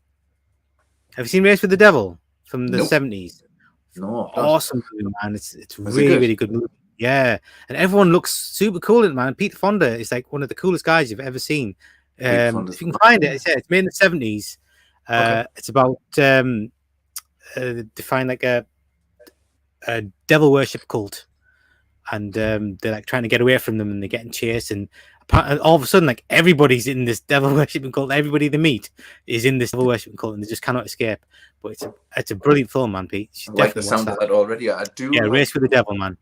Like the ending's a bit of a downer, like, but yeah, it's a terrific film. I think that one there, I would say, is non-supernatural, even though everyone's a devil worshipper. But it's yeah, I would just call that non-supernatural. The monkey, your son is a rock star. Yes, he is. Thank you, kid. As a mod with great power comes great responsibility. Absolutely. It's Matthew's in from Australia. Good morning. What do you think of The Changeling? Dude, I love The Changeling. It's one of my absolute favorite ghost stories. And George C. Scott's in it, and he's amazing in everything. Yes, thanks to Sandman. I'm going to give you some extra pocket money this week. Dave, I like Unhinged too, besides a part of the ending, though. No, I like the ending. It goes proper crazy at the end, doesn't it? Gareth, hi, Matthew. Hey, Gareth. The Monkey, Dave, yes, that film was playing during the cough jab. I'm not sure what that means. Dave, I saw I'm a moderator message on my stream. If I am, wowzers, cool then. Yeah, man. You've been promoted. Matthew, I'm a mod. Cool, thanks. I think Hassan made everybody a mod. 8 moderators is not what we know of. Go on, Mike. Can't have too many mods. The Monkey, what film did he pulling his shelf that you said is hard to find? It's called I Am the Hero or I Am a Hero? I Am a Hero. I Am a Hero, and it's a zombie film, and it's insanely good. Honestly, it was unfortunate that it came out at the same time as Train to Busan, because I think if it hadn't, it would be much more well known than it is now, because it has some similarities. Like it's quite action packed, isn't it? It's got a lot of action in it. It is. I mean, it's the starting sequence where everything kicks off, where he's running through the city and stuff is phenomenal. But as Vasi said, it's bloody hard to find. So get your IP Vanish on and change Netflix to Japan Netflix. It's there. Dave, the foreign Asian movie Alive was good. I found too in most ways. I've not seen that one. Have you seen that one, Pete? Alive. Jeff says you're Matthew. Don't know. No, I have to look that one up. It's one of the ones with like a funny name, isn't it? I mean, Alive. There's lots of movies called Alive, isn't there? Have you been watching that TV show, Pete, called From? Yes. Have you seen From? What do you think of it? I'm about 4 episodes in. I quite like it. I watched it, man. I absolutely adored it, man. I thought it was really good, and it's getting a second season as well. It's really good, man. I think I'm about 4 episodes. They've just put someone in a cage. Is that the? Yeah, they've just put someone in a cage to punish him outside. That's right. Yeah, because he got drunk and didn't go home and protect his kids. That's right. Oh yeah, his family. Yeah, absolutely. Yeah, no, it's good. It's really good. Yeah, and what a stupid name for a bloody TV show. From. I mean, you try googling bloody From and try and find that TV show. It's ridiculous. Why the hell they call it From? TV show. Yeah, I suppose so. Yeah, but that is a good one, man. If anybody hasn't seen From the makers of Lost, it's really, really good. It's really excellent TV show. We're like Into the Spider-Verse. I love Into the Spider-Verse. Great. 8 moderators. I feel we are a round table. You should all be knighted. Hey, Jeff. Dave, in a good way, 8 moderators. I feel okay. Why am I going through the same ones over and over again? More like well-rounded. Dave, thank you, Vas. I am a moderator. You're most welcome. 8 is my lucky number. Monkey, welcome to the club, Dave. We have donuts. Got a good bunch of people here, man. Dave, the horror movie I saw for free in the theaters, The Keep, I feel underrated. What do you think of The Keep, mate? Mate, I've not seen The Keep. I really like the Have you not seen The poster, Keep? though. No, it's on Amazon Prime as well. I keep kind of scrolling past it and thinking I really should do The Keep. But I haven't. At the moment, I'm kind of working through a few old video nasty. Hopefully, no one from my work is on this stream. But today it was really quiet, and so I went on YouTube and I watched a film called "Don't Go in the House" about this crazy guy with mommy issues. And what he does is he gets women, takes them back to this steel room that he's built, and fucking burns them alive. And it's really shit! I've seen that movie, dude. I've seen that movie. I've seen that movie. Yeah, he burns them. Yeah, in the house. Yeah, he puts on this suit thing, doesn't he? Yeah, and he's got like a flamethrower. And... Yeah, it's shot really nicely, and it's really quite disturbing stuff. Like, so I am working my way through video nasties that I should have really seen, and The Keep is definitely on there. I really love the poster as well. So yeah, I do. Yeah. It's got some really cool imagery, and it's beautiful to look at.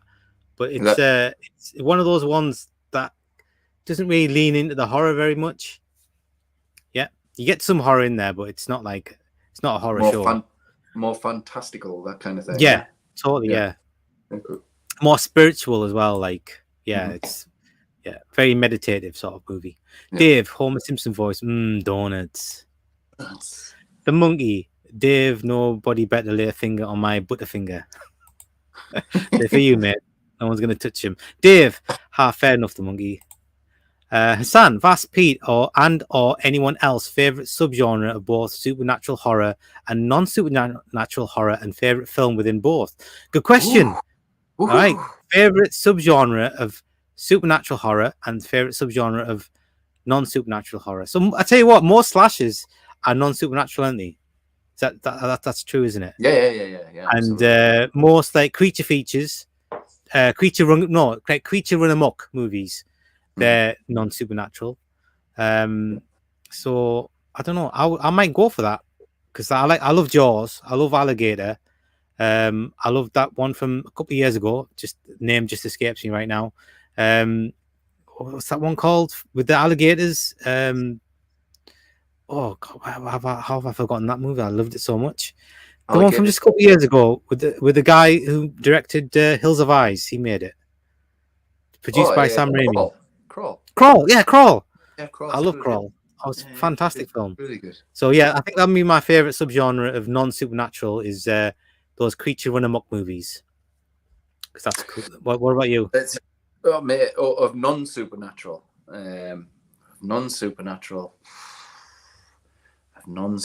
That's a bloody good question, by the way. And you know, I've got to go with kind of the monster genre as well, because the obvious ones are there, like Jaws, The Thing, you know, American Werewolf, that kind of thing, you know.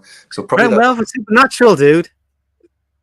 Oh yeah, that's true. Okay, yeah, that's true. Well, the other ones are if it's like a creature that actually exists, not like a space creature or a werewolf, then you know you can have it in there. And there's like I said, there's plenty of good ones there. Piranha's another good one. Piranha, no, exactly. It's a tough one. Honestly, because me, the slashers, I prefer the supernatural slashers than to do regular slashers. I just do.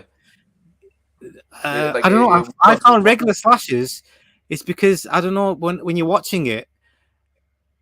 If it's supernatural, you know, they can pretty much do what they want, and you don't really question it. And it's like, because it's supernatural, if it's zombie Jason or whatever, you know, it's like he's got powers, obviously, because he's like come back from the dead. So you can give a pass to all these weird things that are happening. But non-supernatural, when people just show up all the time and just pop up out of nowhere and are teleporting around, then you're thinking, that doesn't make any sense. How is he there? Why is he there?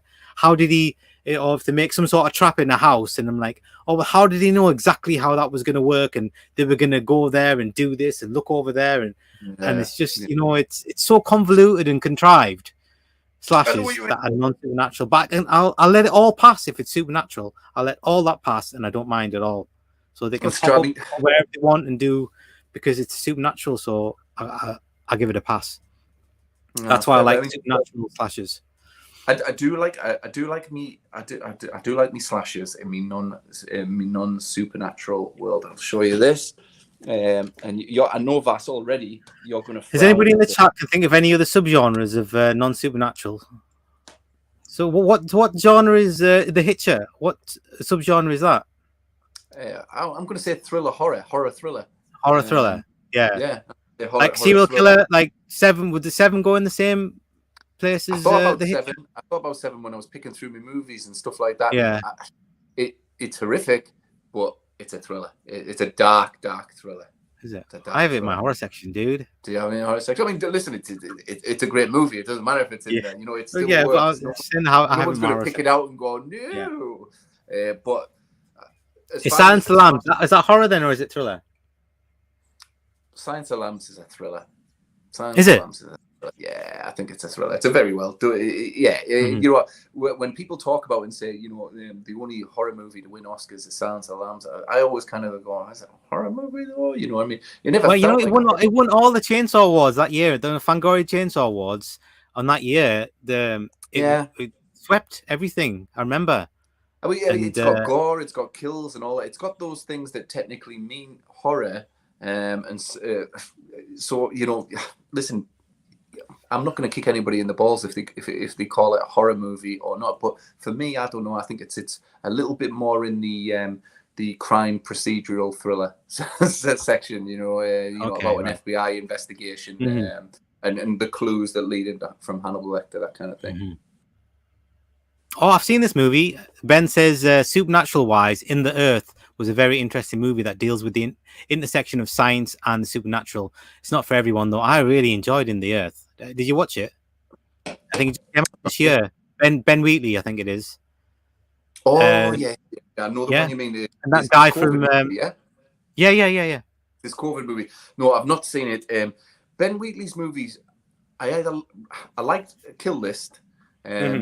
I really didn't like the Field in England. It was too abstract. Yeah, it was too abstract for me. Yeah, this one has those sort of moments in it, like it's got that's what I figured. I saw some trailers for it, and I thought I didn't like Field of England. I'm probably not going to like this. So it's not. It's kind of passed me by. If it was on TV, I'd give it a video. You should check it out, Pete. I mean, having said all that, I would say it's not that. The narrative is pretty straightforward. It has some weird trippy bits in it, but you know it's definitely easy to follow along. And fair play. That's kind of all I ask from most movies is some narrative. You know, it's something that I can cling on to. That you know, and yet you still like Resurrection. There's a narrative there. There's a beginning, middle, and an end. It's a bonkers one that didn't make no fucking sense. It's making up as they go along, Pete, man. Right. Anyway, let's move on. Let's move on. Huh? Yeah. Well, incidentally, just going back to your son's question, right? Subgenres for non-supernatural movie. I do love the holy trinity of French extreme horror. So we've got Martyrs, which I love. We've got Switchblade Romance or Hot Tension. That's a good one. Yeah. And we've got Inside, which also I've not seen that. Oh, mate, you've got to see this. Like, it's 78 minutes long, nice and quick, nice and flashy, and it goes for it. Like, it really goes for it. Martyrs is not for everyone. I get that. But that's the holy trinity of the French extreme horror. They had this 1 year where everything they were putting out was really good. Kind of like when Ring came out, all of a sudden, you know, all the good movies were Japanese or Asian. They had this 1 year where they put out a load of really good, high quality movies, but they're the trinity. And again, I think if you use your IP Vanish and change your country to America and load up Shudder, all three are on there in HD. You like? I really didn't like Martyrs, man. It wasn't my cup of tea. Martyrs it's. Do you know what we've talked previously about despair movies? And yes, it is a despair movie. To be fair, and it's about the only despair movie. 100% It's about the only despair movie that I can actually tolerate because there is salvation is available. And at the end, the end of the movie, which is very, open ended, I take it as, she's kind of has the final fuck you on her captors type of thing. So it allows me then to kind of digest the movie a little bit more. But I love the way it's shot. I love the way it's directed. I've purposely gone and watched all. I can't pronounce his surname, but Pascal Lauger or something like that. I've purposely gone and watched everything he's ever done. And he's had mixed success. The Tall Man, I think, was an Incident at a Ghostland was the other one, which had okay, kind of good. Yeah, but there's a lot more conventional films, though, aren't there? Yeah, definitely. There are a lot more conventional movies. Well, there were English-speaking movies, so with American studios, so they'll have said we really like Matters, but tone that shit down, and he's had to do that. But they're my three French extreme from non-supernatural. I can watch these movies again, although Matters probably once every 10 years or something. I'll be happy if I never watched it again, to be honest with you, Pete, but that's just me. Dave, Alive is another raging dude zombie type running around and takes place in an apartment building. That sounds I have seen it. I have seen it. Yeah. Is that the Netflix movie? I think it's the Netflix movie. It reminded me. Oh, okay, yeah, right, yeah, the Korean one. Is it Korean? Right, okay, very much of that hashtag Alive. Yeah. Is it hashtag Alive? Something like that. It reminded me of the French movie, the Something Eats the Night. The boy, Something Eats the Night. Anyway, it was very much like a French movie that I'd seen before. But Alive's great. Yeah, it's absolutely great. There's a lot of Alive in. There's a lot of moments from Alive that are kind of replicated in or similar in I Am a Hero too, where they go to kind of like the shopping centres and stuff like that. 100%. Sophie, I could bring cakes, monkey. Okay. Everyone's having sweet snacks and we're missing out. Dr. Impossible of Counterpunch, 1984. The Legend of Hell House was another film from the 1970s. I love that film. I sort of enjoyed Roddy McDowall and the original Emperor from Empire Strikes Back, Clive Revell, and it's fun. That's a great movie. That I love that. Anything with Roddy McDowall, to be fair, I would watch. I'm at work right now. So you're not the only one that can do these things while they're at work, Pete. We can do them as well. Yeah, exactly.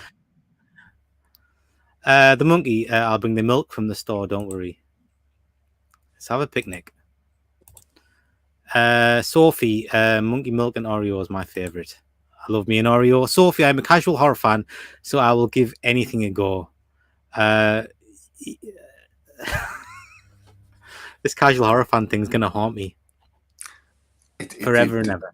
Tell me a little bit about this casual horror fan business, Vasi.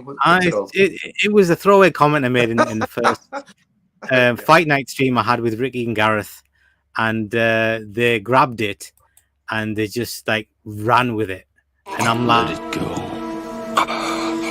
Let it go. That's my message to them for that. Let's put it to bed. Fair. Right. I am the founder of this club, then, son of Vas. Yeah, son of Vas. I like it, mate. Dr. Impossible. Is this a brotherhood of moderators on here? It's getting like the Freemasons. You have to have a special handshake. Handshakes, aye.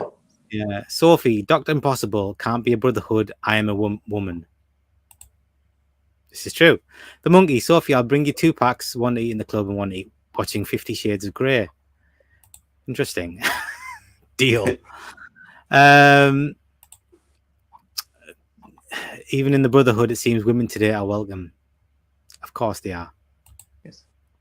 Dave, thanks to my dad, I got to see Jaws twice in the theaters first week it opened, and got to see the others in the theaters after as well. Yeah. I still love Jaws 2. I think Jaws 2 is an excellent movie. If Jaws 1 wasn't so good, I mean, I think people will be lauding that movie a lot more. Yeah, absolutely. Dave, Crawl was great fun, despite I thought the beginning was a tad silly of someone down in the basement. The dad's like stuck down the basement, isn't he? Oh, yeah. Oh, that movie was cool, man. Sophie's always welcome. Dr. Sophie's always welcome. Everyone just knows she's a badass. Aren't we all? Ben, fave supernatural subgenre is probably haunted house. Fave modern haunted house movie get to be We Are Still Here. Fave overall subgenre is slasher. All-time favorite Texas Chainsaw Massacre, 1974. That's in my Yeah, that's in my file. Yeah, is in Ben my file. had Texas Chainsaw Massacre in his he did on Instagram his comfort movies, and he had Texas Chainsaw Massacre in there. I found that a tad bit strange because that's one grueling bloody movie, man. It's like so much screaming. It's like honestly, I don't know how people can find comfort in that movie. It's intense as anything. It's a masterpiece. Yeah, it's a masterpiece. Yeah, But I believe I agree, man. the Texas Chainsaw Massacre has been put into the American Museum of Film. Okay. It's been honoured by putting it in. It's not an easy watch, though, is it? It's not an easy watch. No. But it shouldn't be in it, and that's why I love it. But We Are Still Here with Barbara Crampton. That's also a great film. There's some really good. Yeah, good I've seen sketch. that. That is a good film. Yeah, I like Barbara Crampton, man. She's good. She's awesome. Like she's yeah, a proper. She used to be a total babe as well in the 80s. Totally. She was my favorite. She used to be my absolute favorite in the 80s. Yeah, From Beyond. She was amazing. From Beyond. That's the one, man. That's the one. From Beyond. Beyond. Ben, we understood exactly what you meant, Ben. The regular slashes are good at times because typically it could happen to people. Yeah, this is true. Like, let me just ask you guys out there about how home invasion movies, right? I like them, but again, it's that that they can happen thing. They're a little bit too much. Movies like Kidnapped, that Spanish movie that was taught, and movies like Funny Games, and a whole lot more. There's loads of them. Your Next is kind of like a home invasion movie. They freak me out big time, because when the movie finishes, especially when you're in the house on your own, you're looking at your front door and you're thinking, shit, Strangers, that's another one, isn't it? Yeah, The Strangers, exactly. I am literally a knock at the door away from being in that situation, and that freaks me out. Yeah. No, I like the ones where, they get the revenge at the end, like Your Next. That's probably my favorite because, she's kick-ass, isn't she? And it's like, you want her live one person being there and survival skills that she's got. Absolutely. Dave says Deep Blue Sea I saw also in theaters and loved it mostly overall. Yeah, I suppose that goes into sci-fi, that doesn't it? But to be fair, the old Samuel L. Jackson moment at the cinema, I bet was a riot. To be fair.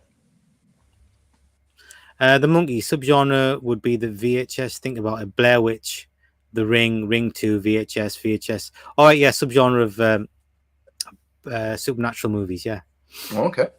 Yeah. I really love VHS2 because it's got the Gareth Evans segment in there. Oh yeah, I remember that one. Yeah. Yeah, with the strange cult. It's a strange cult or something, isn't it? Yeah, that's right. Yeah. And that's genius. Like I would have gladly watched a 90-minute movie of that. I really like that. Yeah. To be fair, there's a lot of found footage movies I do like, but I like my movies a bit more cinematic. Yeah. I like to see like craftsmanship from the director, style, and all that stuff, and you don't really get that in found footage movies. But that's what I'm attracted to, just generally with movies. That's why John Carpenter's my favorite, and Brian De Palma's my second favorite director, for exactly that reason. Good choices. Like the craftsman. Yeah. Dave, Crawl was great fun despite I thought, okay, I don't know why I keep going through the other ones again.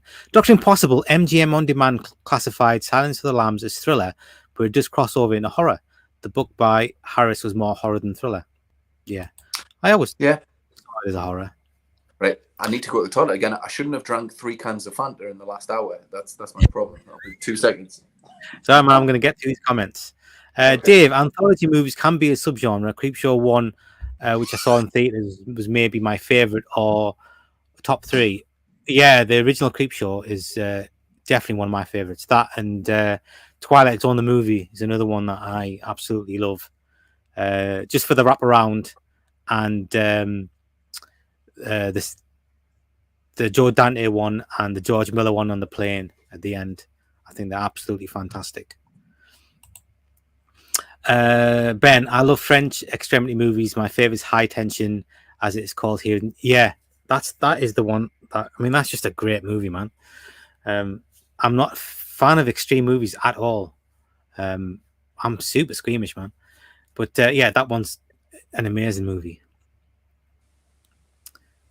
And Ben is one person, man. I could see a film and watch a film, and I'd know if Ben would like the movie or not like the movie, just from the type of movie it is. Because I don't know. I feel like I know exactly what he likes and what he doesn't like. Hassan, what have I started? Yeah, man, you've started a club. It's comfort because okay, that makes sense. That makes sense. Yeah, Texas Chainsaw Massacre. It's I watched it was Scaredy Cat's channel.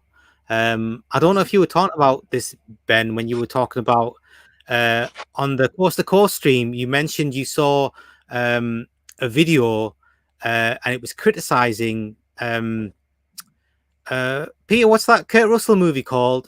Bone Tomahawk. And there was this YouTuber who was saying that Bone Tomahawk was like a racist movie.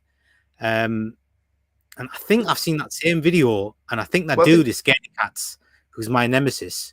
Oh yeah, Matt, I think I'm sure that's his. And just that Ben mentioned it on his Coast to Coast stream. I don't think it's a racist movie. I think the characters don't like Indians in the movie, but you know that kind of apt at the time. Yeah, Ben was saying they're not actually just regular Indians. They're like this different sort of weird culty sect of Indians that are like scalpers and all this kind of stuff. So it wasn't talking about them in general. But totally. It didn't strike me as a racist film or anything like that. It was a good film. It's a really, really good film. Yeah, no, just the reason I mentioned it was because Ben was saying that Texas Chainsaw, it's one of his comfort movies because it's a nostalgic movie for him. He's watched it must have watched it so many times, and it's from his childhood or whatever. Yeah. And that just reminded me, the Scaredy Cats, he had a video out and it was talking about newbies to horror. What movies would you recommend? And you would think they would say stuff like starter movies like Poltergeist or The Gate, or easy, kind of slips, like gently slip you into the genre sort of thing. And he had Texas Chainsaw Massacre, and I was like, you wouldn't introduce horror and stick that movie on. You'd like freak someone out completely, man. That's hard to take. I mean, I find that Grindhouse. I love it. Massacre film. Yeah, I mean, you wouldn't say that's like a starter horror movie for anybody, and that's what this Matt guy from Scaredy Cats, he picked that. Yeah, I did mention it in the comments as well, and he was like, I don't know, he was just if he gets more people to watch the movie, I guess fair enough, but not as a starter movie, you say, totally not. Like that, you know what I mean? The Monkey, they've talked out and teased us a new Texas Chainsaw Massacre game, but they have not yet even released it. I've seen some of the footage from the game online, and it looks beautiful. Like they've recreated the original house and perfectly. So I'd buy that. Take my money. I'd buy that for $1. The Monkey, Dave talked about Typo. Dr. Impossible, Ealing did a supernatural film called The Halfway House, and then the anthology film Dead of Night. That must be a while ago, because Dead of Night's flipping 40s. So The Halfway House must have been even earlier. Dead of Night's a good anthology film, man. I remember watching that when I was a kid. When I used to watch TV, like when I was a kid, I used to set my video recorder and just let it record overnight on BBC Two and BBC One. And when ITV and Channel 4 started doing 24-hour programming, I used to just let it record, and then I used to go back the next day and just watch it, because all the good stuff seemed to be like super late at night. And I used to watch. That's where I watched loads of Hammer movies and stuff like that. I remember watching Dead of Night exactly that way, just like recording overnight and just finding all these cool movies. I remember you used to do that, Vass. You used to record stuff overnight. You go to bed, record TV overnight, and then watch them. Even TV shows like Sledgehammer used to be on like 3 o'clock in the morning. Do you remember? You ever watch that show, Sledgehammer? Sledgehammer. Do you remember Chiller? And do you remember them Alfred Hitchcock half hours as well? Yeah. Like Hammer. All the cool shows, man. Twilight Zone used to be on like. I remember, Bassy, you always used to watch, edit out the adverts, and then let me watch them as well. But I had the beauty of watching them without the adverts and that, which is awesome. Yeah. And some of my movies, I used to cut out all the saucy bits as well, didn't I?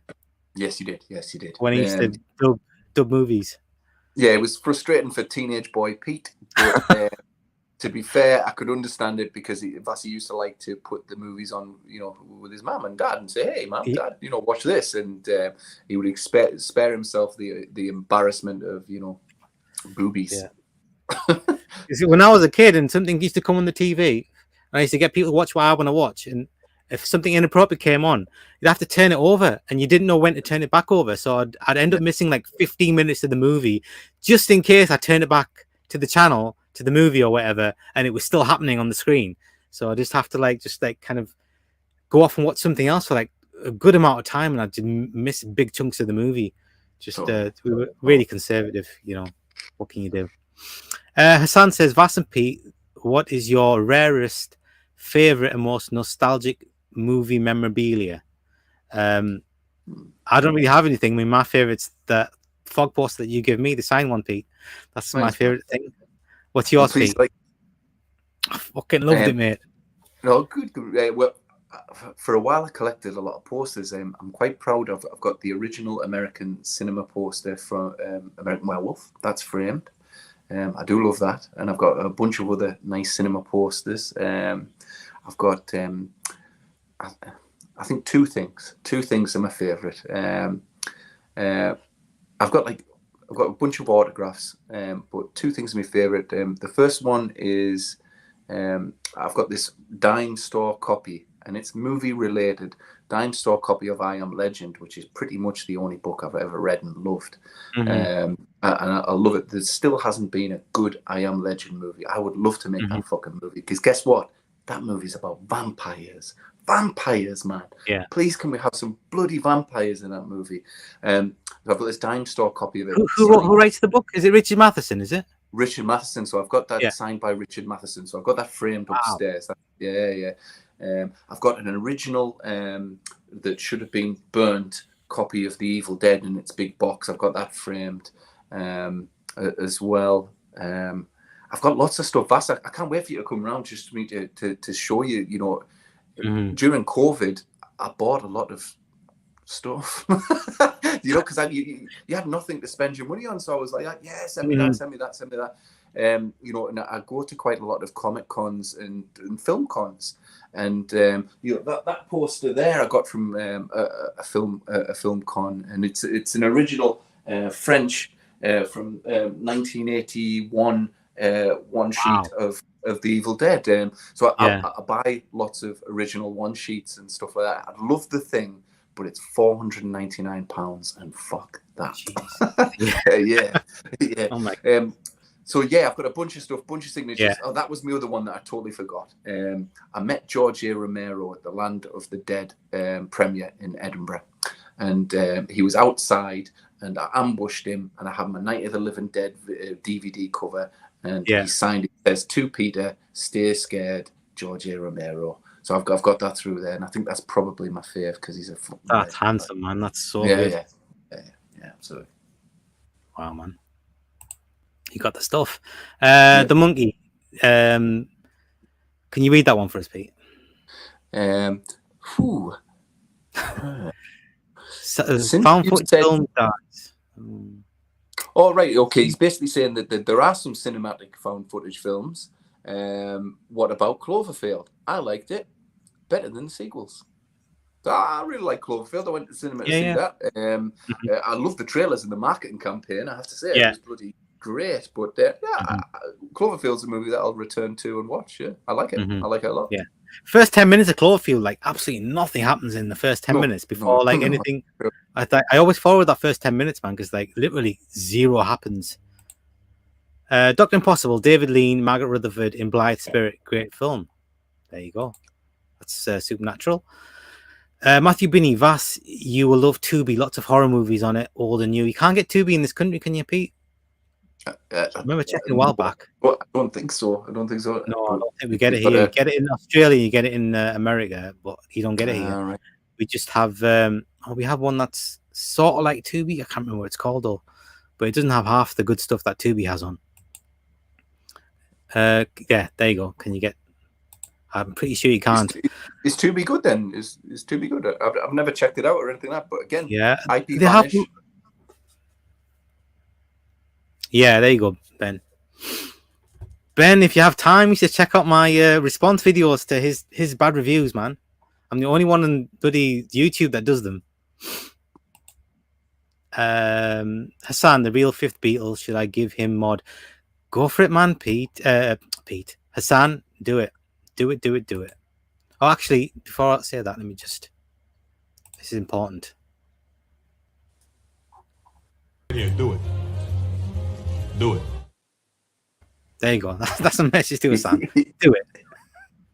Dave, a PS5 is like $500. And unfortunately, that game, the Texas Chainsaw game, is only for that. Oh, it's only for PS5. You got PS5, haven't you? Yeah, I've got one, but it is far too expensive. But again, working from home, furlough, and that, I got myself a PS5. I was bored. I've got a channel, mate. I'm legit. Absolutely. I'm sure I'm already sub to your channel. Sure of it. The monkey, I'll double check though. I got your Robocop reference. That's just got a game out as well, isn't it? Robocop? That's not, yeah, it's not getting a game out. Robocop. A new game. I don't know, but I'd play it. I'd be there with bells on. Dr. Impossible, what about the Paramount film from the early 1970s called Let's Scare Jessica to Death? Oh, I've never seen that. Have it on disc, but I haven't watched it in years. Seen it? No, mate, I haven't. I've heard a lot about it, and I've heard lots of good things about it. But there's a lot of movies like Audrey Rose. Do you remember like movies like Audrey Rose? Kind of I've not seen that either. The Changeling and stuff like that. Yeah, I think The Bad Seed, another one. Some movies just kind of miss out on. Yeah. The Real Fifth Beatle. Watch The Crush with Alicia Silverstone the other night. Great early 90s flick. That is a good movie. I've seen that one. There's loads of movies like that, isn't there? Like The Crush. Yeah. Yes, tons of them. I like the one. What was it called? Tom Holland made it. The Temp. Have you seen The Temp with Timothy Hutton? Timothy Hutton and I enjoyed that one. Pig. Yeah. And Girl from Twin Peaks. Yeah, she's the crazy one. Yeah, that is a good movie. Yeah. I remember when in Fangoria they showed all because apparently it was heavily cut before they released it, and I mean it turned out to be a flop anyway. But like they had all like the stills of all the like the kills are like really kind of like full on kills, and it looked really cool from like the photos they had in the Fangoria magazine. So I would have loved to have seen that like actually in the movie. It would have been much better because it's a really good movie anyway. It's like a really tense, suspenseful film. At that time, the MPAA were going absolutely raj. The monkey, welcome Beatle to the club. Yeah, I'm 45. Are you lads my? You're a young'un, mate. You're a young'un. Yeah. How old are we, Pete? I can't even remember. 46. Yeah, we're true. 46. Yeah, 46. I'm sure you have some of the exact same experience. I got you beat, fifth Beatle. Yeah, how old is Ben? I don't know how old Ben is. Cheers, man. You're welcome. Beatle here. All right, everyone gets a donut if you're a mod. 11 members. Wicked. Hope nobody turns on me and starts messing up my thing. I've been nice to everybody today. Everybody. Dr. Impossible. Channel 4 showed loads of foreign language films at about 1 a.m. in the morning. Then Channel 4 did Euro horror seasons. Yep. Plenty of... Yep. Not that I didn't watch any of those things. Like, but, I heard about it. The Real Fifth Beatle discovered you guys through Video Tasties. Yeah. Oh, that is his stream's about to start, you know, mate. Do you want to go on? We haven't even talked that much about the topic of the night. It's 2 hours gone. So we're gonna keep going just for a few more minutes, and then let's do it, man. Let's do it. I'm enjoying talking to the chat. It's really nice. Dave, my photo of me and Stan Lee at Boston Comic Con 2017 is one of the rarest things I have. That is amazing. And met Chuck Norris, 96 Sidekick Sports. Chuck Norris, man. You can't beat Stan Lee like that. Is amazing.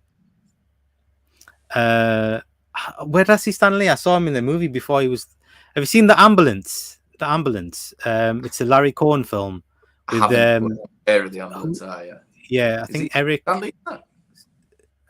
What's his name? Eric Roberts. I think Eric Roberts is in it, and James Earl Jones, and think he's in the movie. Stan Lee's got a role in the movie because in the movie Eric Roberts is a comic book artist, and I think he works for Stan Lee or something. He kind of plays himself in the movie. Quite a substantial role, not just a cameo role. Decent sized role, yeah. I mean, it's like a supporting role in the movie, and he kind of plays himself. And this was, I think it's like 1990 or something. One of the ones we know with a killer ambulance going around, and you don't know who's in the ambulance. Yeah. I'm sure you would have seen it at the video shop. But I just watched that a few years ago, and it's a good film actually. Good film, man. Anybody remember Videodrome presented by Alex Cox? Yeah, man. I got introduced to loads of movies by Alex Cox. Loads of movies. And I remember when he did American Werewolf for London, and he did that. He does like a little bit at the beginning where he talks about the movie, and he did it like on the moors, and every few seconds you'd hear the American Werewolf, like it's it has that very the howl is like the howl thing, guys. Yeah, it's like it's only in that movie, and you can really kind of tell if you hear it anywhere. You can tell it's from American Werewolf. And you would hear it in the side, and he'd be doing that, and then you hear it again, and he's like, and then he quickly starts the movie. I always remembered that. Yeah, Alex Cox, man, he's a legend. Vass, are you okay with the amount of mods? I am, mate. I am. The more the merrier. The real Fifth Beatle, never a fan of Cloverfield. Hated the characters. I don't actually remember any of the characters in the movie. All about the monsters. It was about the monsters, yeah. Dr. Impossible, Movie Drone was great. The BBC showed films in unique, uncut, and extended editions. I think the first time I ever saw Breakfast Club was on Movie Drone. But Mark Cousins was a right stuck-up prick. Yeah, Mark Cousins. He's the Scots one, isn't he? The real Fifth Beatle, Plex. Have you ever tried using Plex, Pete? No. Before. It's really hard to use Plex. The Monkey. Speaking of found footage and supernaturals, I'm surprised it hasn't been mentioned, but X is great. I'm sure I've got something here that will answer that question. I disagree, homeboy. I'm sorry, I hated X, man. Couldn't stand the movie. It's a pile of pants. I wasn't a fan of X, to be fair. No. Had its moments, don't get me wrong. It does have its moments, but it dilly-dallies far too much, like, to be fair. If anybody... Yeah, if anybody in my family said to watch X, I would be like, that's what that would be my reply. Let's come back to these comments. I'll check out. Oh, Ben, thanks, mate. I worked hard on them. Do it. I said that, shouldn't I? The Monkey, Supernatural. Yeah, we got you, mate. We got you, Monkey. Jeff, yes, there will be a new Robocop game coming out soon, I think next year, and it has Peter Weller coming back doing the voice. There you go. That's a good selling point. Take my money. The Monkey, dead or alive, you're coming with me. Yeah. I bet you think you're pretty smart, huh? Think it outsmart a bullet. Remember that song? 20 Seconds to Comply. 20 Seconds to Comply, yeah. Totally.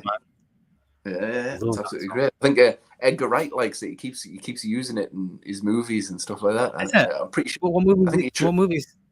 I'm pretty sure it shows up in the final part, The World's End. Yeah, The World's End. As he's fighting robots, 20 Seconds to Comply, and it's mixed in with the orchestral music at the same time as well. It's awesome. He was definitely. I think that scene pretty much flexed his nuts for what he did with Baby Driver. Where the everything is to the music. I think that's where he probably originally got the concept from. But it's 20 Seconds to Comply.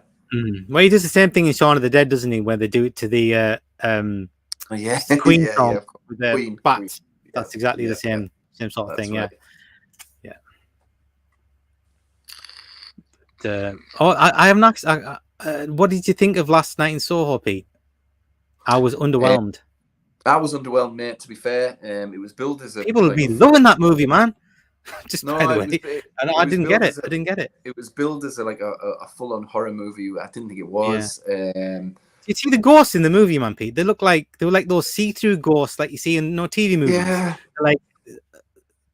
I'm like, I thought, do you know I what? don't know, man. I didn't like it. Some of the scenes technically were very good, with the mirrors Yeah. and everything like that. You know, I can't fault that. course I they would can't be. fault the man Yeah. as a filmmaker. Yeah. But the content on this particular film, it wasn't my cup of tea. I didn't hate it, but I wanted to love it, and I didn't. Yeah. Anybody in the chat want to comment on Last Night in Soho? What do you think of it? Because I really did not like the movie. I actually, you know, it's a decent movie. It's just I was expecting from Edgar Wright. Yeah, Every single one of his movies I've liked less than the last. Starting from Spaced, which I absolutely loved. You know how much I love Space, Pete. Yeah. I was forcing it down your throat at one point. And then Shaun of the Dead, and then although I've got to say, I think Hot Fuzz and Shaun of the Dead, I think I like them equally because I love Hot Fuzz. And then and then The World's End, which I was a bit disappointed with, and that comic book one that he did. What's that called? Oh, Scott Pilgrim. Yeah, I mean that was versus fine. And all the other ones, like Baby Driver and this latest one, just not. Yeah, like you say, technically they're awesome. You know, I don't know why I don't know. They're just not as good as these last ones. No, I hope he does make another banger. I like the movie Swim Fan as a fun type thriller. Dave says, "Oh yeah, Swim Fan's a good movie. I got that on DVD from the charity shop, and it's a decent film. It's actually a decent watchable little thriller.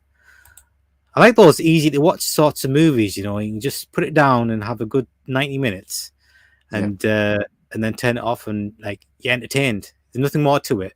They're not like memorable, or you wouldn't really come back to it. But it's like not wrong with that movie. That was perfectly fine. I had a good time."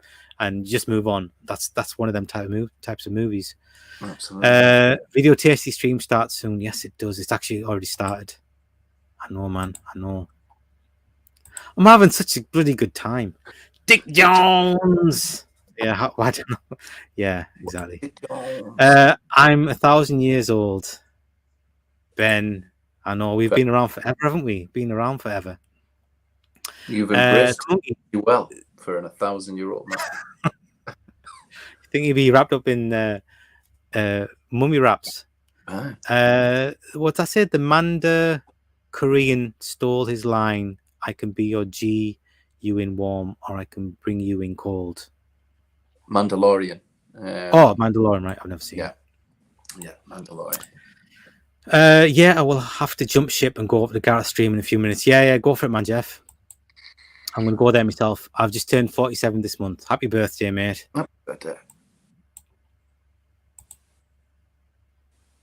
Dr. Impossible. Bad Moon was another film that gets forgotten about, werewolf horror film. Not as sharp as American or The Hound, but it is fun. It is fun. I like Bad Moon, I mentioned it only in passing, but in my essential cuts, I've got a 5-minute essential cut of Bad Moon, and it's to music, and it's wonderful. Just thought I'd mention that if anyone wants to check that out in my playlist of essential cuts. But it's a good movie. I like the werewolf in it. Too many werewolf. Speaking of werewolf movies, Pete, I watched this movie you recommended called The Cursed, and and I enjoyed the movie. Got to say, I did enjoy the movie, but the werewolf was shit. The werewolf was absolutely crap. Why did they make the werewolf? I mean, it's like a hybrid werewolf. Do you remember the movie Dead Birds? Have you seen Dead Birds? Yeah. Do you know there's an end sequence where they're all running through the cornfields, and then there's this nasty thing chasing this white thing, kind of demon like. It reminded me very much of that. And it's a gypsy curse, so it's not technically a werewolf. But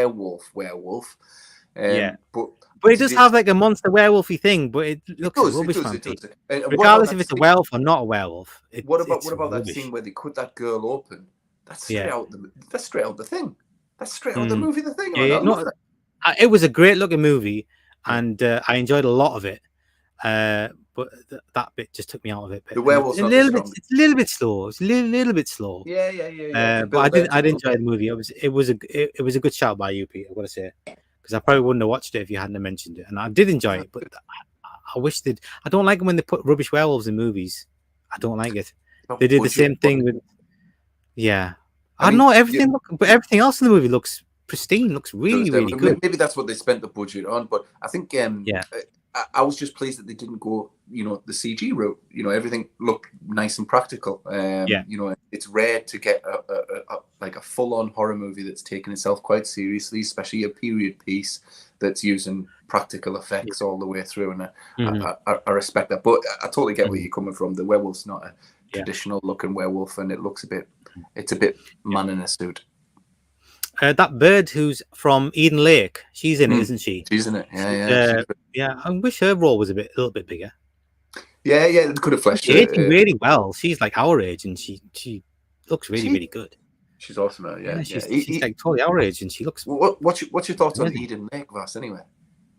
There's another non-supernatural movie that was one of the ones I thought of when we were talking about non-supernatural movies. Now I really like that movie, man. It's a really good movie, but it's another one that's like. That's the type of thing that could happen because you get chavs everywhere and they'll do anything. When I watch Eden Lake, I have flashbacks of being a kid getting bullied, you know what I mean, or bumped into chavs, and being outnumbered by scary teenagers these days. And as you get old, you have this fear, and also it's a message. When they killed that Asian kid, I think they did set him on fire or something. That Asian kid, man, that was horrific. That man, just horrific, and it's a message movie at the end.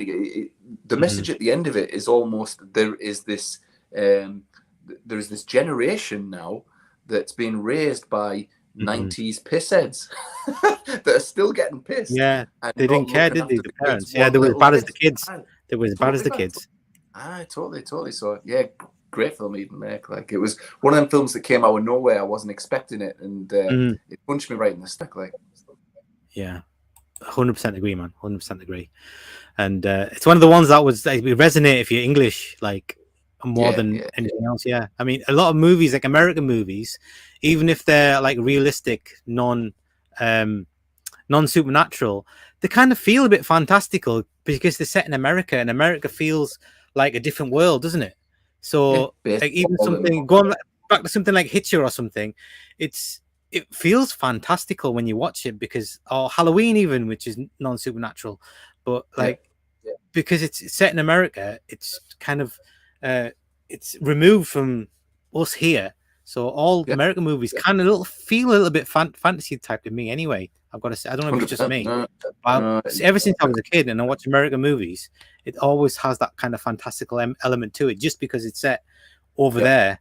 And well, you look at Halloween when we watched Halloween when we were children and stuff like that, and the setting on the night of Halloween, you've got literally hundreds of kids on the streets all dressed up and everything like that. We would have loved Halloween to have been like that. So it is fantastical. Absolutely. Totally, yeah. I actually think of Halloween more as a supernatural movie because it's like it's played that way. I mean, Loomis is always saying that he's not human; he's just pure evil.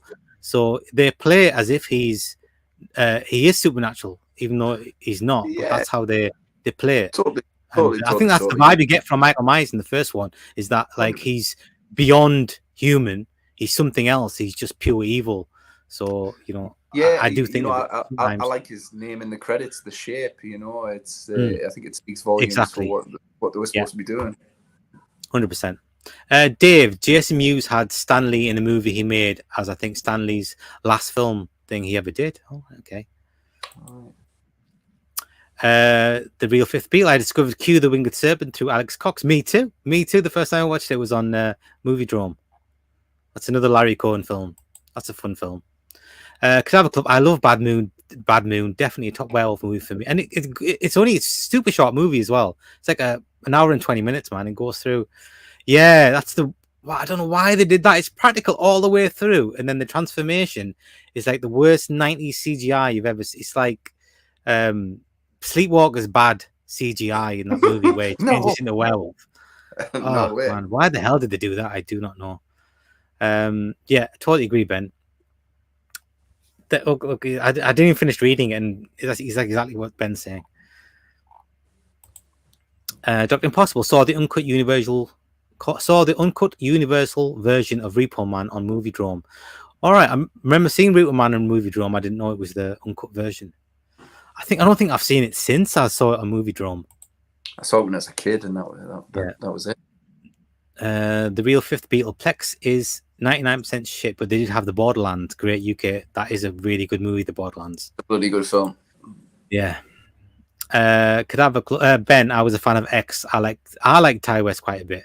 And Ben, I already knew you liked that movie because I know exactly what you like and don't like. It must be easy to recommend movies to Ben because he's like he just know what he's gonna like and what he's not gonna like. And I knew he was gonna like X. But I don't like seeing old wrinkly people. I just don't like it. We don't like it, do we, Pete? It's depressing seeing old wrinkly people, women, on screen. No, not leaves a bad taste in my mouth. Not getting a leg over in that. Yeah, I remember the one time we were talking about Return of the Living Dead. You tell me how much you liked it, but you didn't like the scene on the table when they get that zombie and she's all dried out and you didn't that really put you off the whole movie, that scene. And she's like, it hurts. Do you know what? Do you know? It took me years to get. It sounds really bad, this, and I watch it now and I enjoy it now. But when I was a kid, I fucking hated The Shining purely because of the bit with the fucking because that one scene, yeah, I totally man. It's unnecessary. The first time, I was like, fuck that noise. But now I watch it and I go, okay, blah blah blah blah. But I'd rather not. I'd rather not see old.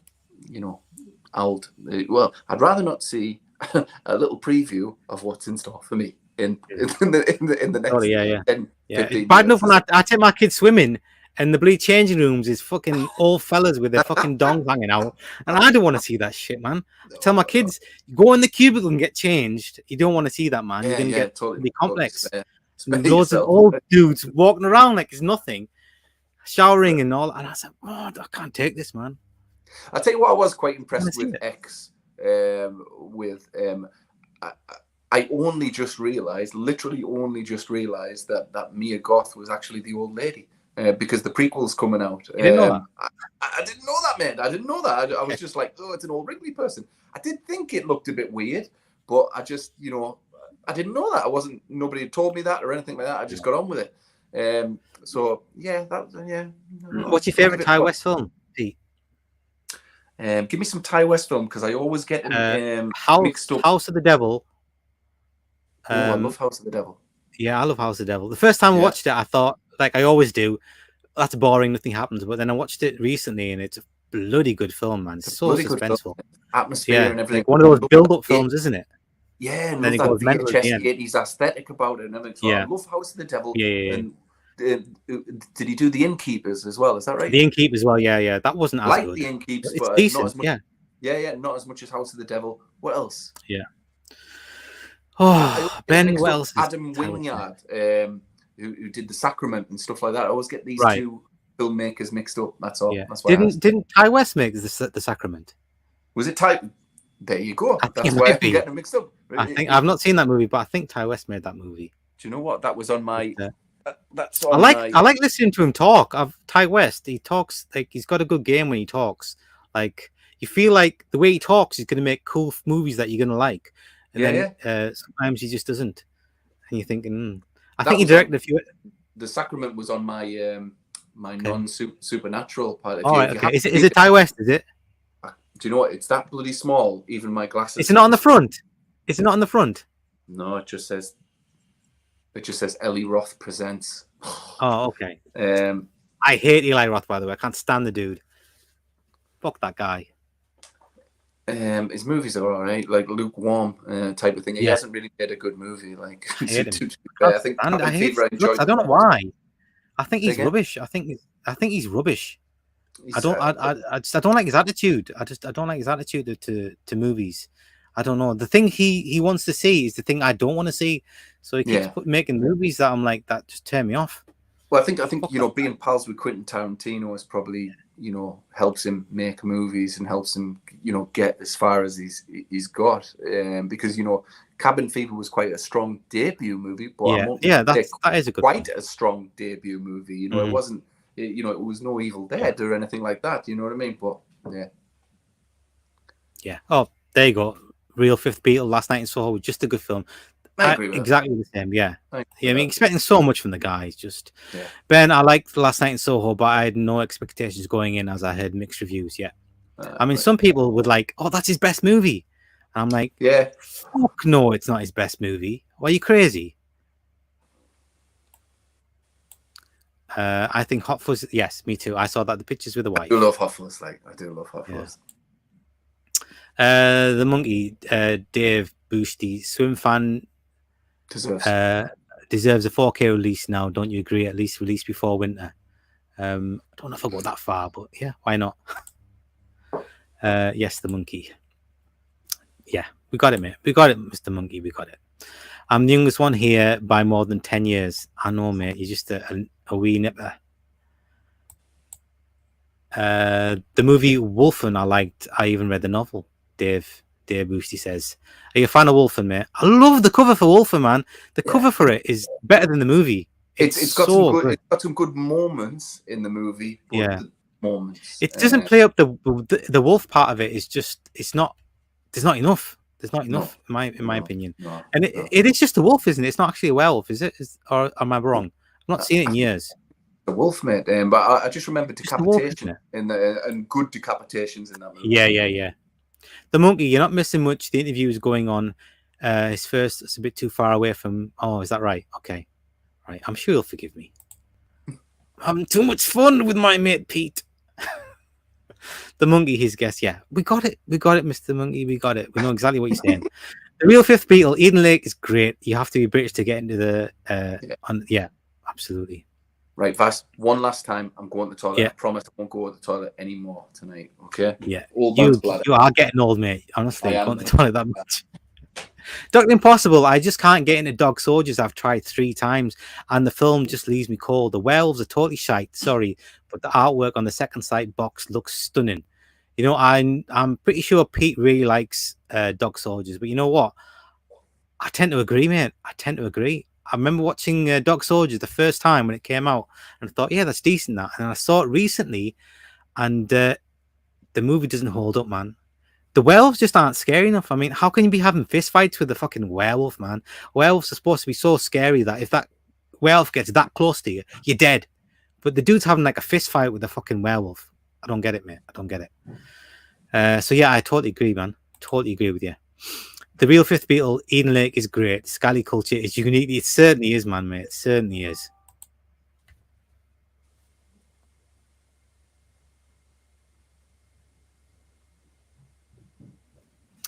The monkey, yeah, to the horse. Every day in America is like a horror movie. Everything you see in the news, yeah, it's like a different world. It is. I can imagine. The real Fifth Beat really nails the 80s aesthetic. I think we're talking about House of the Devil. Is that not 70s aesthetic? That was the devil. Don't know. I suppose. Yeah. I consider House of the Devil to be a haunted house type. Yeah. Mhm. Agree, Ben. Type, yeah, he did. Yeah, he did do. I thought so. I always get Wingard and West mixed up as well. He's the same. He's the same, man. Dr. Impossible. Spielberg rubbed the bathtub sequence in your face with Ready Player One. Spielberg must be a statistic. Totally. Yeah. That's immaculate. You know the way they recreated the Shining bit in Ready Player One. It was Best part of the movie, that man. Best part of the movie. 100%. Yeah. Although I did like all the different, like Chucky was there and Yeah. Freddy being in there. That was all that stuff, man. Was super cool. You wouldn't think Spielberg would be doing all that stuff. I think his animators went a bit nuts. To be fair, Yeah. I've seen some Spielberg interviews, and he said, quite a lot of it. Even he wasn't sure who was in there and all that. So, did you see the Last Action Hero reference in Ready Player One? Remind me of it. What happened? They have that race, which is the first part of the challenge thing, and while they're racing around, they pass a movie theater and Jack Slater Force playing on the movie theater. No, I didn't see that. Yeah, because it's written by the same guys who did the actual story for Last Action Hero. Because it's written by 2 dudes, and then the script was done over by Shane Black. He redid the script, but the actual story idea was by these two dudes, and they did Ready Player One, like they did the movie version of it, the story. So they stuck that in there, which I thought was wicked. When I saw that, I'm like, Jack Slater 4, oh my god, that's just so amazing. I'm gonna check that out. I might be the only one to notice that, because obviously there's not that many fans of Last Action Hero. Not like I love it. Real Fifth Beat, House of the Devil is set in 83. Okay, right. I stand corrected. The Real Fifth Beatle, she has a what? Yeah, okay. Okay. You've convinced me, mate. The Monkey question, Vass. I may be off, but did I annoy you or something? When you read some things I type, it sounds like I annoyed you. I'm just asking so I know not that. No, it's totally not that, mate. No, totally not. There's just sometimes when the spelling's a bit funny, I have a bit of a difficulty understanding exactly what you're saying, so I get a bit confused. So that's my confusion, mate. It's not you. It's just my confusion. Vassy loves you. We love you. Feel the love. Yes, I love Last Action Hero. Yeah, I showed it to my kid, man. Quite right. Right, we're at the end of the comments. I don't know, man. Do you want to sum up what we? Well, I mean, I think supernatural versus non-supernatural. What I take from all this is that there's fantastic movies on both sides of the fence. There is the preferences, but there is no. I don't think there's no category that's better than the other category, because each category has literally thousands upon thousands of movies and thousands upon thousands of hidden gems. So there's no way we can absolutely kind of narrow it down, and that's categorically going to be a final answer. I mean, it was going to be a difficult subject, this one, to be fair. The escape. So are we saying that for escapism, supernatural, and for a bit of realism and a bit of grittiness, a la Texas Chainsaw Massacre and all that, non-supernatural, both different kind of tangible fears, but both enjoyable and both nightmare-inducing. But I think that the stuff that could happen, dare I say it, might leave a little bit of a sour taste in your mouth, because it washes up on your reality beach, if that makes any sense. I totally get you. You end up with gravel rash and stuff like that. Oh man, you, that was supernatural, right? But it washes up on your reality beach, and ultimately makes you second guess things in average everyday life. I remember Peter Mullen said one time that he said, the that's media, the dude from Session 9, yeah. The guy from Session 9, yeah. Yeah, and he's also a great director and everything like that. And to be fair, if you're wandering around pubs in Edinburgh, you'll probably bump into Peter Mullen as well. He's walking around the streets of Edinburgh, totally. So he said one time that the media and movies and Hollywood genuinely wants you to be afraid of your neighbour. He said it wants you to be scared and lock your windows and lock your doors and everything like that. That every other person is a killer and everything like that. He goes, trust me, it's not as fucking bad as that. You have to live and let live a certain amount. And I like his sentiment. Don't get me wrong, but I think that's where horror movies that are grounded in reality can change, can wash up on reality's beach. Not that that's a bad thing, to be fair. Because some of those horror films, might actually stop you talking to that person who is a fucking nutter. Do you know what I mean? So it might actually end up doing you a favor. Don't pick up hitchhikers, dude, man. Don't do it. Don't pick up strangers. Don't talk to strangers. Exactly. There are lessons to be learned from most horror movies, but more so from the ones that are grounded in reality. The ones that are supernatural, the lessons to be learned there, I don't think there's many lessons to be learned there, but they're just a bloody, like I say, when I first watched The Exorcist when I was a kid, I went to bed with that every night for months. And all I saw when I was going to sleep in the darkness was that little girl's bloody eyes and and the breath and her just going, it fucked us. It fucked us. So you know what I mean. So I kind of love both genres type of thing, but yeah, I've got no conclusion. I don't think there is a better a better subgenre. Yeah. What about you, Wes? Yeah, no, it's funny. You mentioned The Exorcist there. You know, I had a film book. I think I've got it down there somewhere, and they've got the he goes through like 100 movies that you have to watch, and one of them is The Exorcist, and literally even the stills of like Reagan Possessed are scary, man. It's scary. I remember I used to have, after I'd watched The Exorcist 3, I read the book Legion, and I had the book.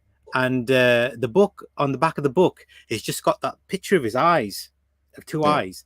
And literally, I used to have to like turn the book over when I used to go to sleep when I was reading it, because I didn't want those eyes staring at me, because I had the thought of the movie in my mind. It's weird the way like the thing carries over into reality. But I did write down Psycho 2, non-supernatural. That's a genuinely scary movie, man. The second Psycho movie, it's like not supernatural, but it's like a genuinely scary movie. I always found that really, really like a proper scary movie. It's interesting you bring up Psycho. Psycho, for me, is the birth of the serial killer film. And, you know, round about that time, serial killers were kind of, you know, they were being, you know, are these things real? Are they not real? And then if you look at throughout the 70s, you're absolutely, you know, the genre is literally littered with serial killer films like that Don't Go Into the House movie that I watched today, and you know, hundreds of other serial killer films. And that was literally because all these folks like Ted Bundy were popping up, and there was no mobile phones, there was no CCTV or anything like that. These guys were getting away with it. So you know, as what always happens is art mirrors life. So I think Psycho was the beginning of it all, and then you know, couple that with the Vietnam War, people were becoming how can I put it, immune to violence a little bit, because it was on the news. Last House on the Left, that kind of thing. You know, it was very much influenced by the Vietnam War. So you couple real life serial killers with wars, and then you end up with, you know, basically video nasties, boatload of video nasties, like, which I'm, you know, happy days. You know, there's some great video nasties out there. But it's interesting that you mentioned Psycho, because when I was watching that film today, I was thinking about Psycho, and I was thinking that, you know, that was the movie that started it all. I think one of the subgenres we didn't mention on non-supernatural was like the more like psychological sort of horror films. I think they normally fall into the non-supernatural. And, when I was looking it up, Jacob's Ladder kept coming up, and I'm thinking, is that non-supernatural? Because it kept coming up on non-supernatural movies. I know it's just like psychological horror, but it's. I mean, the Jacob's Ladder is, for me, a supernatural movie, because it's about someone embracing death. You know what I mean? And you know, he's talking to angels and seeing demons and stuff like that. So yeah, but is that not all in his mind? Well, there's a bunch of horror movies out, you know, that are out at the moment, like mental illness horror movies, like Saint Maud, The Babadook could be construed as interpreted that way. Yeah, exactly. So there's a few of them that's left open to interpretation. Is it supernatural? And Jacob's Ladder is probably one of them. But for me, it's definitely a supernatural. Yeah, it's full of demons. Yeah, totally, it's full of demons. Totally. But I do like me mental illness movies as well. Like you know, the ones where the protagonist isn't sure if they're crazy or not, or if this is really happening to him. I like that kind of suspense. Yeah, brilliant. Right, we're just going to finish up these comments, and I think we're going to call it a day. I've had a hellish time. To any non-English people, hellish means good. It doesn't mean actually hellish. Good. Yeah, especially if you're from our neck of the woods. It doesn't mean hellish means bad in Scotland, by the way. Does it? Yeah, it does. It does. The crazy people, or maybe we're the crazy ones. I don't know. The real Fifth Beatle. I hate communicating through text. I'm the same, man. I'm the same. I comment less on videos because people keep misconstruing my comments, thinking I'm being nasty or rude or something, and I don't mean to be. So you can't sense tone on a text. Yeah, that's true. Yeah. And context, yeah, totally. Dave Boosty, I got to see The Last Action Hero in theaters. I like lots too. Yeah, I always watched Jurassic Park twice, and that like that same summer. I wish I'd watched Last Action Hero. Hassan, Vas, use some of your other clips. Quickly memes. No, I'll save them for the next one. It's fine. It's fine. The Monkey, I apologize for all of us that you didn't get to discuss the topic of the stream, but he is correct. Tons of each. Better storylines, better films. Yeah, absolutely. Yeah. The Monkey, yeah, we got it, mate. We got it. We got you, man. Hassan, and to the Club Brotherhood of Mods, a donut to you all. Yeah, I might go home and have a donut as well. The Monkey, everyone smash the like button. It helps out a ton. Yeah, cool. If you want to do that, that'd be awesome. Thanks very much. Nice one, Monkey. I always forget to ask for these things. Real Fifth Beetle, Vast, do you live stream on a set basis or is it random? It's completely random. We just think of a topic and then decide to just do it. And I don't normally plan these things very far ahead, just a few days. Yeah, because we've got to fit it in together, like with our schedules and things. But yeah, it'd be nice to be able to do that, like once a month, have a set time, maybe in the future. But yeah, we're definitely going to do another one, and the next one might be extra special. We'll wait and see. We have some things planned. We're just waiting for some feedback. Isn't that right, Pete? Yeah, things are cooking. Things are cooking in the oil pot, man. Cooking in the oil pot. Fingers crossed, everybody. Yeah. The Monkey, yeah, except the horse, or we can't understand them. That must be me. You can't understand. Lots of people don't understand me. The Monkey, imagine a stream of them just eating, do it with milk. It'd be like some ASMR type thing, maybe. Yeah, some... two boys, 1 cup of milk. Good one. The Monkey, you'll be happy, our horse, to know we all stayed. 19 people watching through all out your... Wow, that's amazing. That's awesome, man. Thank you, yeah. Amazing. 10, yeah. Fantastic, guys. Dave, I saw Psycho 2 for free, twice in theaters for free. Thanks again to my Projectionist Friend. Man. Sounds like the best friend in the world, man. You know, yeah. Phone this guy up, get back in touch with him, man. You know, wherever he is on the planet, you know, just say thanks. Amazing. The Monkey, Dave, do you enjoy the film 2001: The Space Odyssey? I don't think I've actually seen. I've seen bits of it, but every bit I've seen was like literally nothing happens, just music and images on the screen. So I've never actually sat down. I watched 2010, which I quite liked, which is like an 80s movie with John Lithgow, but I've not seen the original. I find 2001 beautiful, but a slog. Like, yeah, it's a slog for me. Yeah, 2001 exactly. Yeah. Dave, there was a movie called Peeping Tom. I remember Peeping Tom. That was last year that came out. Did it come out before? That was Michael Powell's last movie, wasn't it? I think he kind of he got like blackmarked after that movie because people like were really upset by the movie. Yeah, I remember. I might have seen that on Movie Drome, in fact. Mr. San, a round of applause to our host. Yay!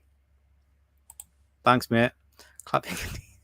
You guys are so fucking sweet. I can't take it. I'm blushing. Fellowship of Mods, absolutely. You guys are so funny. Dave, yes, The Monkey. I saw the first one for free in a basement of a local library and saw 2010 in theaters. Yeah, 2010's underrated, man. It's a good movie. My Projectionist Friend, Dave says, was a family friend and a solid Super 8 films and camera projectors. Yeah. That's awesome. 2001, Dave says, was good, but I found it kind of boring at times. I mean, it's a Stanley Kubrick movie, so you've got to watch it and you've got to respect it and all that business. And I get absolutely, it. It's a slog, like. You know, it's one of those films where if someone said, "Hey, let's go back, you know, let's have some food, let's put in a movie." Oh yeah, what movie? 2001. I'll be like, no, I'm gonna go out. It's it's an educational movie. I can understand people watching that at college saying this is how you do it, but for fun, it's not a fun movie. No, absolutely. Right, I think that's we're going to wrap it up there. I think the last comment was from Hassan, and yeah, goodbye, and please promote your channels, our hosts. Peter does have a channel. He doesn't upload very often, but all his videos are bangers. If I remember, I'll put a link to his channel tomorrow under the stream, and you guys can check it out. And yeah, you're on my channel. I've got plenty of different things. I don't know, man. I'm all over the place with my videos. I just do whatever I find interesting, and yeah. So I hope you do find some interest in some of my videos. I do work hard on them, but yeah, not everybody notices. The monkey, everyone like and subscribe. Yeah, cool, man. That'd be wicked. Yeah, I agree. Cool. Thanks, Ben, man. Really appreciate it, dude. Good night and goodbye for now, guys. Yeah, I'll echo that sentiment. Thanks everybody for tuning in. It's been another awesome stream. Really enjoy doing these. And I really enjoy having a bit of time with me old mate here and connecting with you guys in the chat.